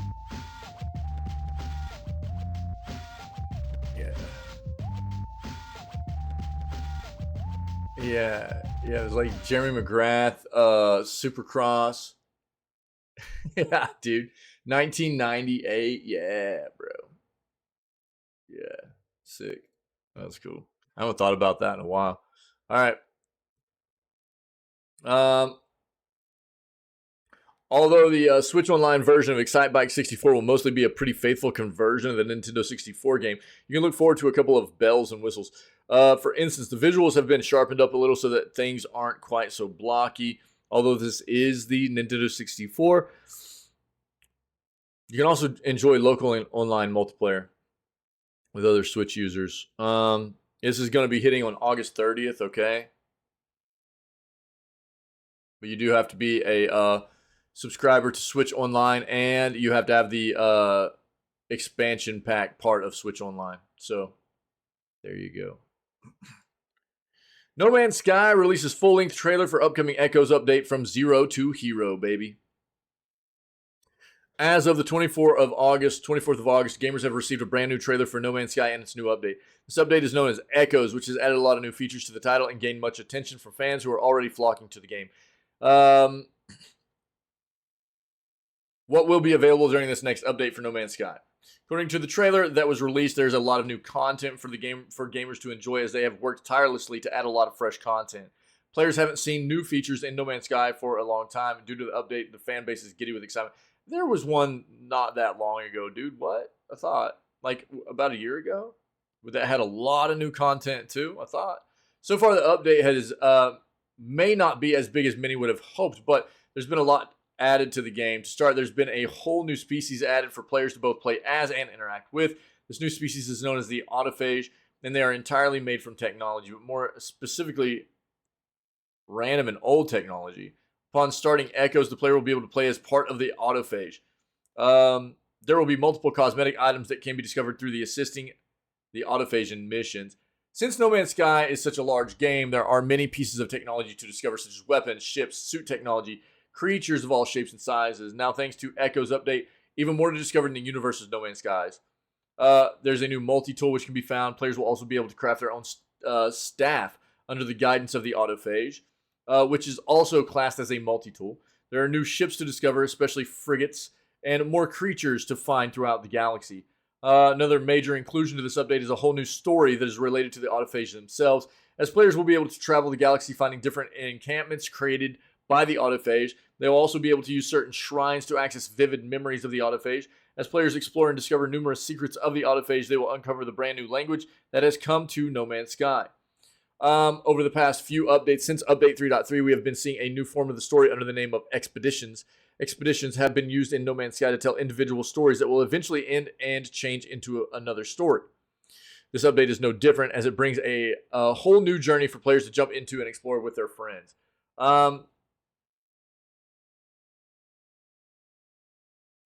Yeah, we'll watch the trailer.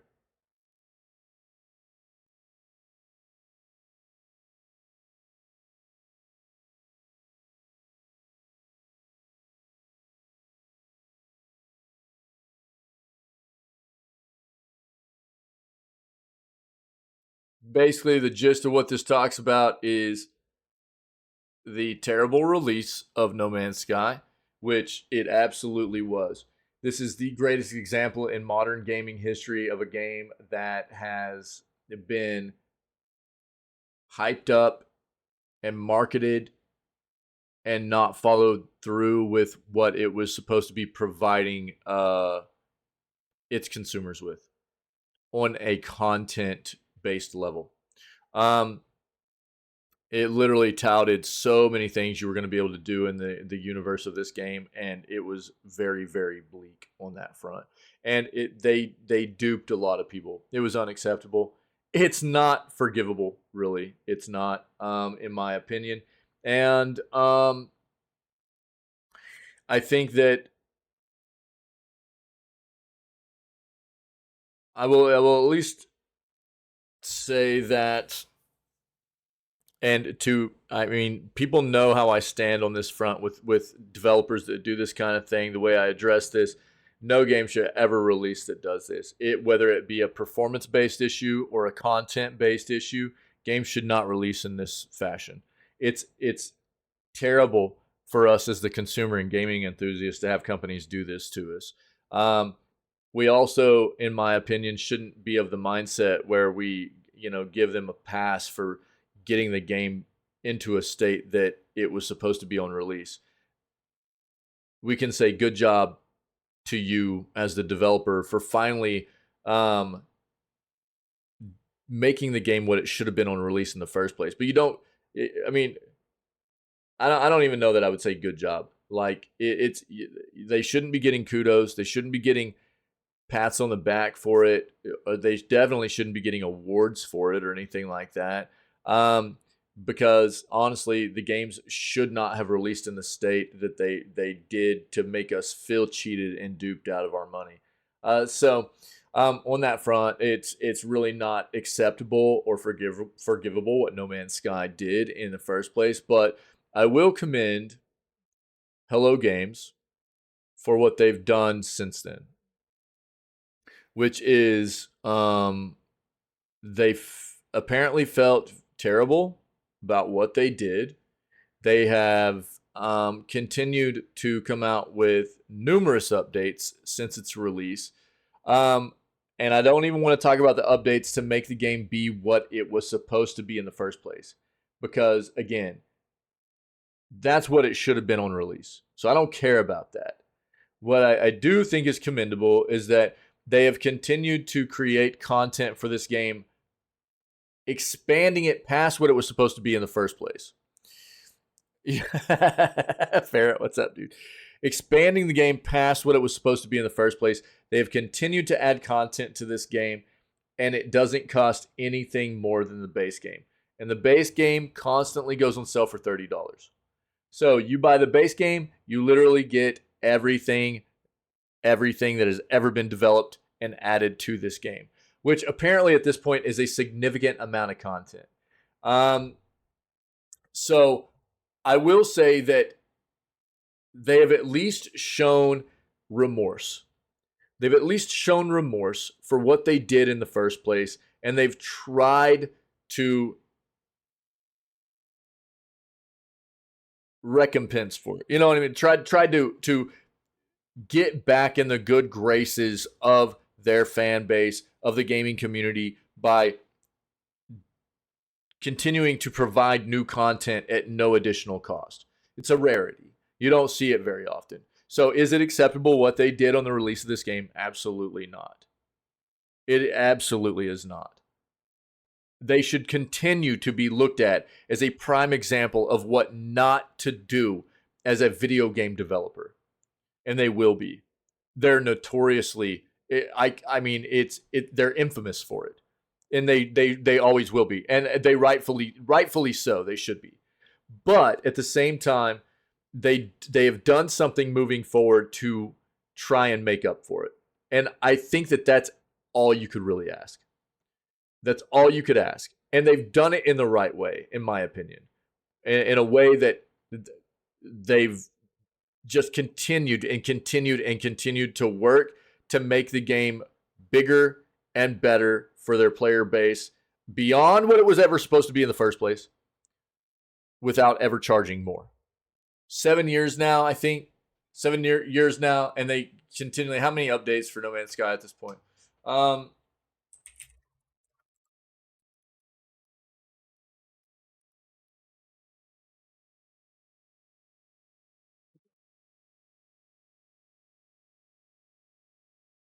29 named updates and 5 medium content patches. And again, let's be fair. There has to be at least a little bit of that content patch stuff that has gotten the game to the point of what it was supposed to be in the first place. So let's not forget about that, right? But I know that they have definitely continued to add content to this game after the fact, beyond what it was supposed to be in the first place, and it doesn't cost anything more, you know? So it's a bit of a refreshing thing to see, no doubt. Let's look at this trailer.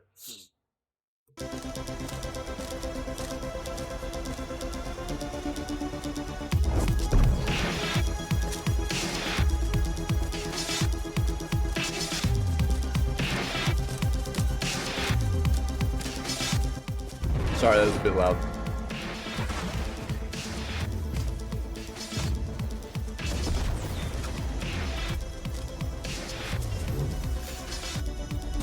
Barrett, what's up, buddy? How you doing, man?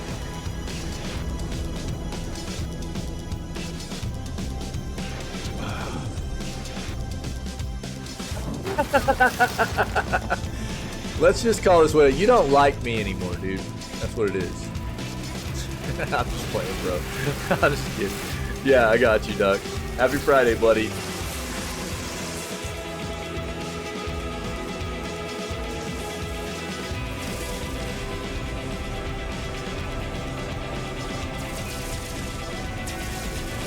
I'll be like trying to talk to Ferret. Ferret's like, oh, gotta work, buddy. Sorry, man. Work. Gotta work.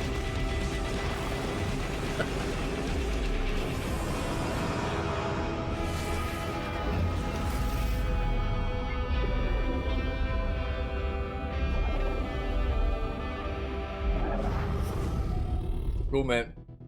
Cool. So, I'll just show you.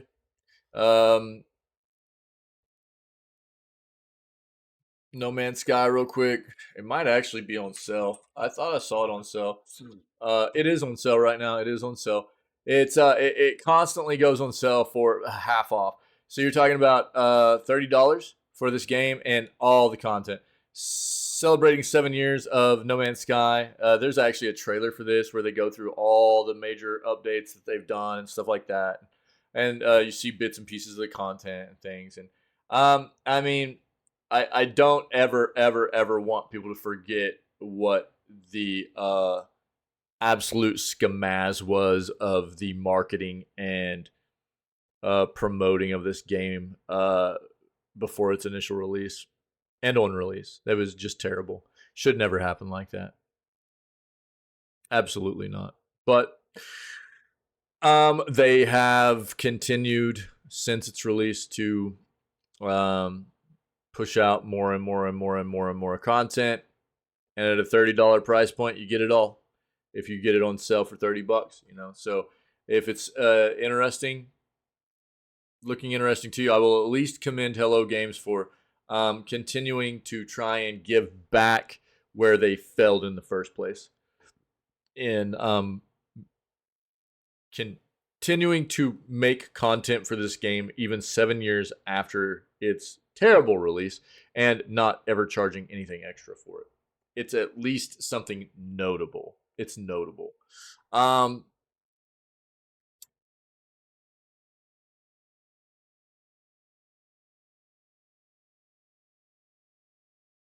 Recent reviews, 88% positive.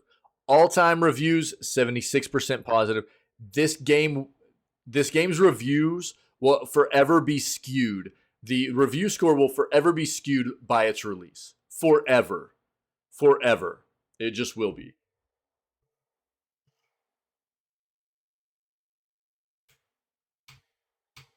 But if you're interested, there's the link on Steam, okay? Cheap PC game bundle includes 2 Harvest Moon games. Oh, baby. Fanatical's monthly Diamond Collection bundle is typically one of the retailer's more notable bundle offers. This month, there are 2 of them. The reloaded edition of the Diamond Collection lets customers create their own bundle from a list of 12 PC games for as little as $4.60 per key or per game. The Diamond Collection Reloaded Edition comes in 3 tiers, starting at 3 games for $15, 4 games for $19, or 5 games for $23 US. There are 12 games in the list of possible picks. One of note are the Harvest Moon One World and Harvest Moon Light of Hope Special Edition, two of the latest entries in Nastume's long-running farm and life simulation series, which we haven't seen in Fanatical bundles before. Strategy fans have plenty to pick from as well, with Dice Legacy, RTS RPG Hybrid, Undead Horde 2 Necropolis, and 4X Empire Builder Interstellar Space Genesis Complete Edition. Beyond farming sims and strategy, there's also Metroidvania action-adventure titles like Elderend and Minoria, sci-fi CRPG Encased, retro-inspired shooter Viscerafest, and more. All right? If you're interested, here you go. I'll link this for you. There are links in this to get you fanatical. Check out those bundles and everything, okay? PlayStation Plus free games for September already causing arguments. PS fans are running a tournament to guess next month's PS Plus free games, with some guessing being more optimistic than others.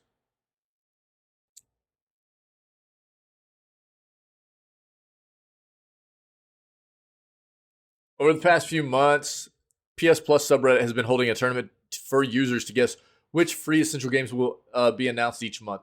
Getting points for the right guess, even some bonus points depending on what's announced.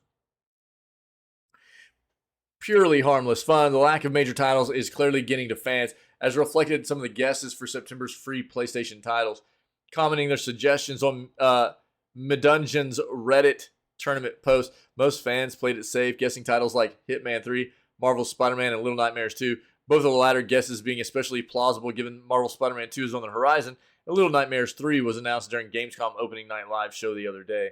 Others were less optimistic, though, clearly beaten down by the lack of AAA releases in recent months. 3 games we've never heard of, said one Reddit user. This is just a cruel exercise lately. I think we've had a very underwhelming PS Plus summer, added another. The next batch of PS Plus essential titles is expected to be revealed on the 30th of August. Yeah, that's probably some pretty good guesses there, but we'll see what happens. About 5 days, we'll see. GeForce now has 19 new Xbox Game Pass titles confirmed. The titles are Age of Empires Definitive Edition, Age of Empires 3 Definitive Edition, and 4 Anniversary Edition. Crusader Kings 3, Dead Cells, Deathloop, Gears 5, Grounded, Mountain Blade 2, Bannerlord, No Man's Sky, Pentiment, Quake, Shadowrun, Dragonfall Director's Cut, Stellaris, Texas Chainsaw Massacre, Valheim, Warhammer 40,000 Darktide, Wolfenstein, Youngblood, and Wolfenstein 2, The New Colossus.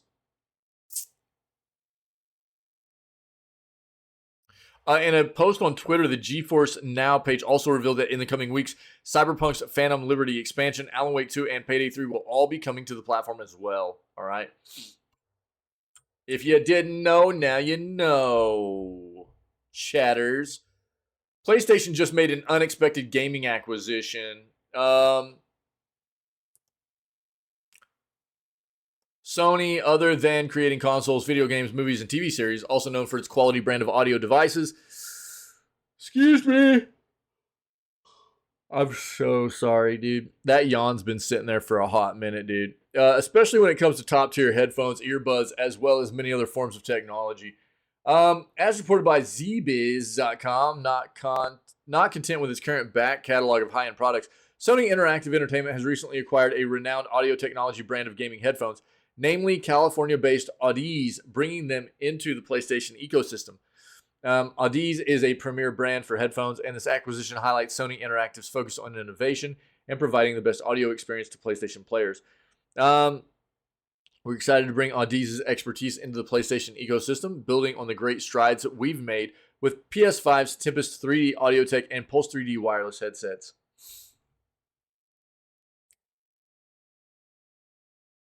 CEO at Audiz said that Sony provides Audiz with a unique opportunity to scale our business, continue with our mission to provide best-in-class headphones to recording professionals, audiophiles, and gamers. Also looking forward to contributing to Sony's Interactive's efforts to take PlayStation audio experiences to the next level. Okay.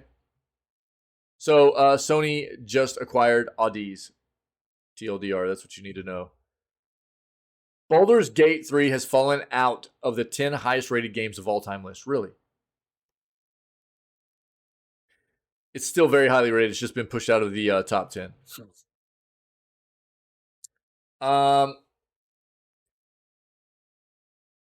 For a minute there, Baldur's Gate 3 was actually climbing up the top 10 list, initially coming in at the number 9 position before jumping ahead of GTA 5 and Red Dead Redemption 2 to take 7th place. Unfortunately, more recent Baldur's Gate 3 reviews have caused the game's overall score to go from a 97 to a 96. Because of this, it is now in the number 30 spot.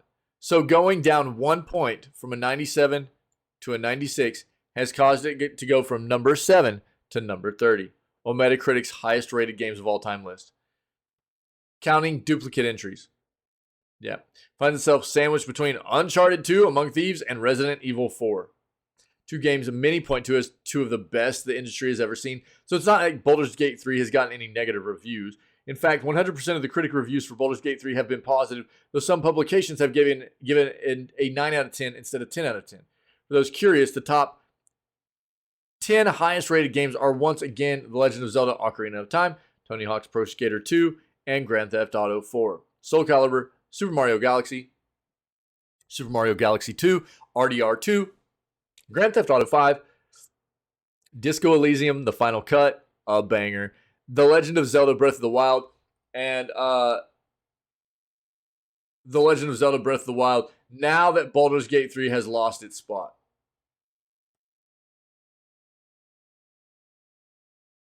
Yeah, because the game is getting ready to release on PS5.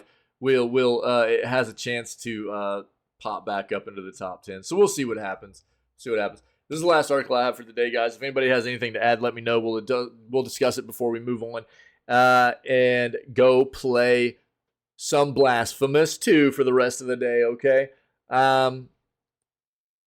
Baldur's Gate 3, Xbox Series X, and Xbox Series S versions won't share the same features.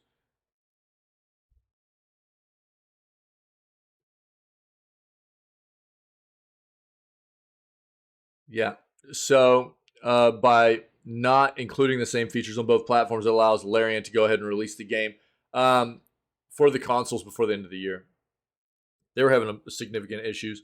A big part of the issues was the multiplayer aspect, split screen stuff, was not working on the Xbox Series S.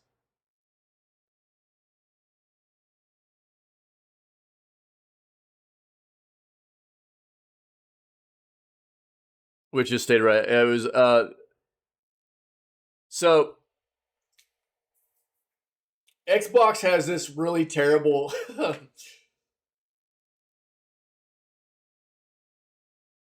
situation on their hands. They have for a while with both their consoles. The Series S is seriously underpowered in comparison to the Series X, and developers have had a really tough time getting games to work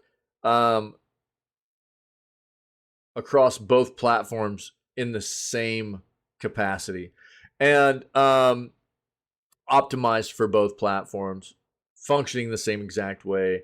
But Xbox has a requirement that, like, if you're releasing a game on our console, the game has to be released on both consoles, Series S and Series X. It has to be playable on both consoles. And so it's a really bad situation for developers. It's a really bad situation for Xbox because there are a lot of games where it takes a significant amount of time, if they can even make it work, on both consoles. And up to this point, the biggest hurdle, like I said, was the fact they couldn't get the multiplayer split screen stuff to work on the Series S. So,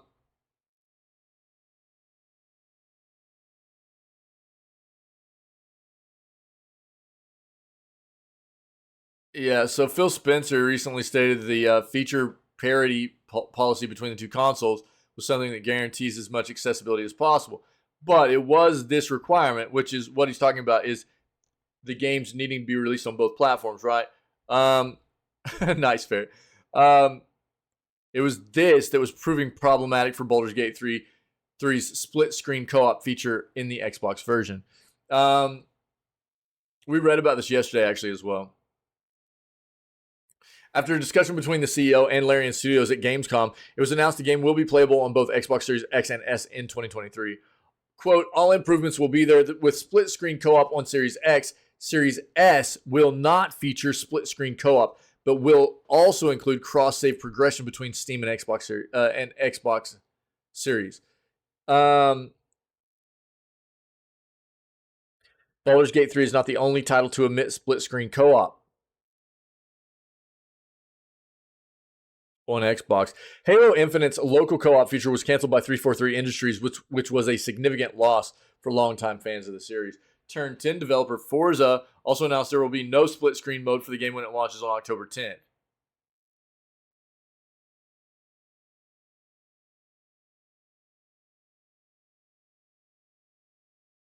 So the game will finally be coming to Xbox, apparently before the end of the year, but the versions between Series X and S are apparently going to be different.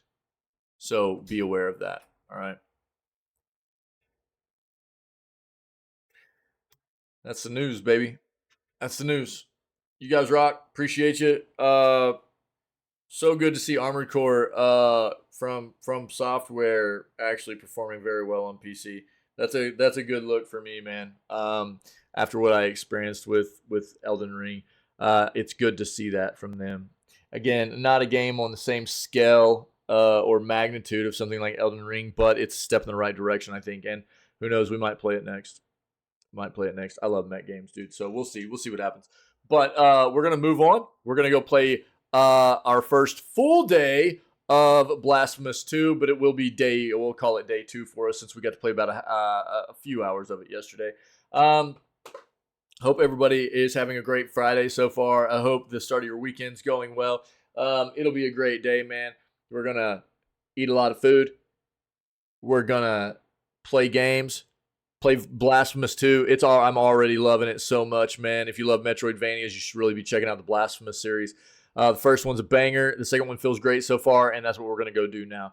If anybody is getting to check out today's news segment live and you're not familiar, or maybe you're getting to check this out later as a VOD or a highlight on the Twitch channel, VOD on the YouTube channel, we do video gaming news to begin all of our streams 6 days a week. So we're normally off on Wednesdays. This coming week, I will be live on Wednesday. PSA here. Next weekend will be a down weekend for me. I'll only do half a stream on next Friday. Not this coming weekend, but next weekend. I've got we're going to do a family thing for the weekend, man. Celebrate the end of summer and everything. So I'm going to we'll only do about a 6-hour stream on Friday, something like that. And then I'll be down Saturday, Sunday, and Monday. Okay. But that's outside of the norm for us. I just want to make sure everybody knows what's going on there. So normally, though, 6-day-a-week schedule. Wednesdays are off, but we always start off roughly 6 a.m. CST, CDT with video gaming news segment before we move on and do whatever gameplay stuff we have planned for the rest of the day. Usually go 8 or 9 hours, have a good time.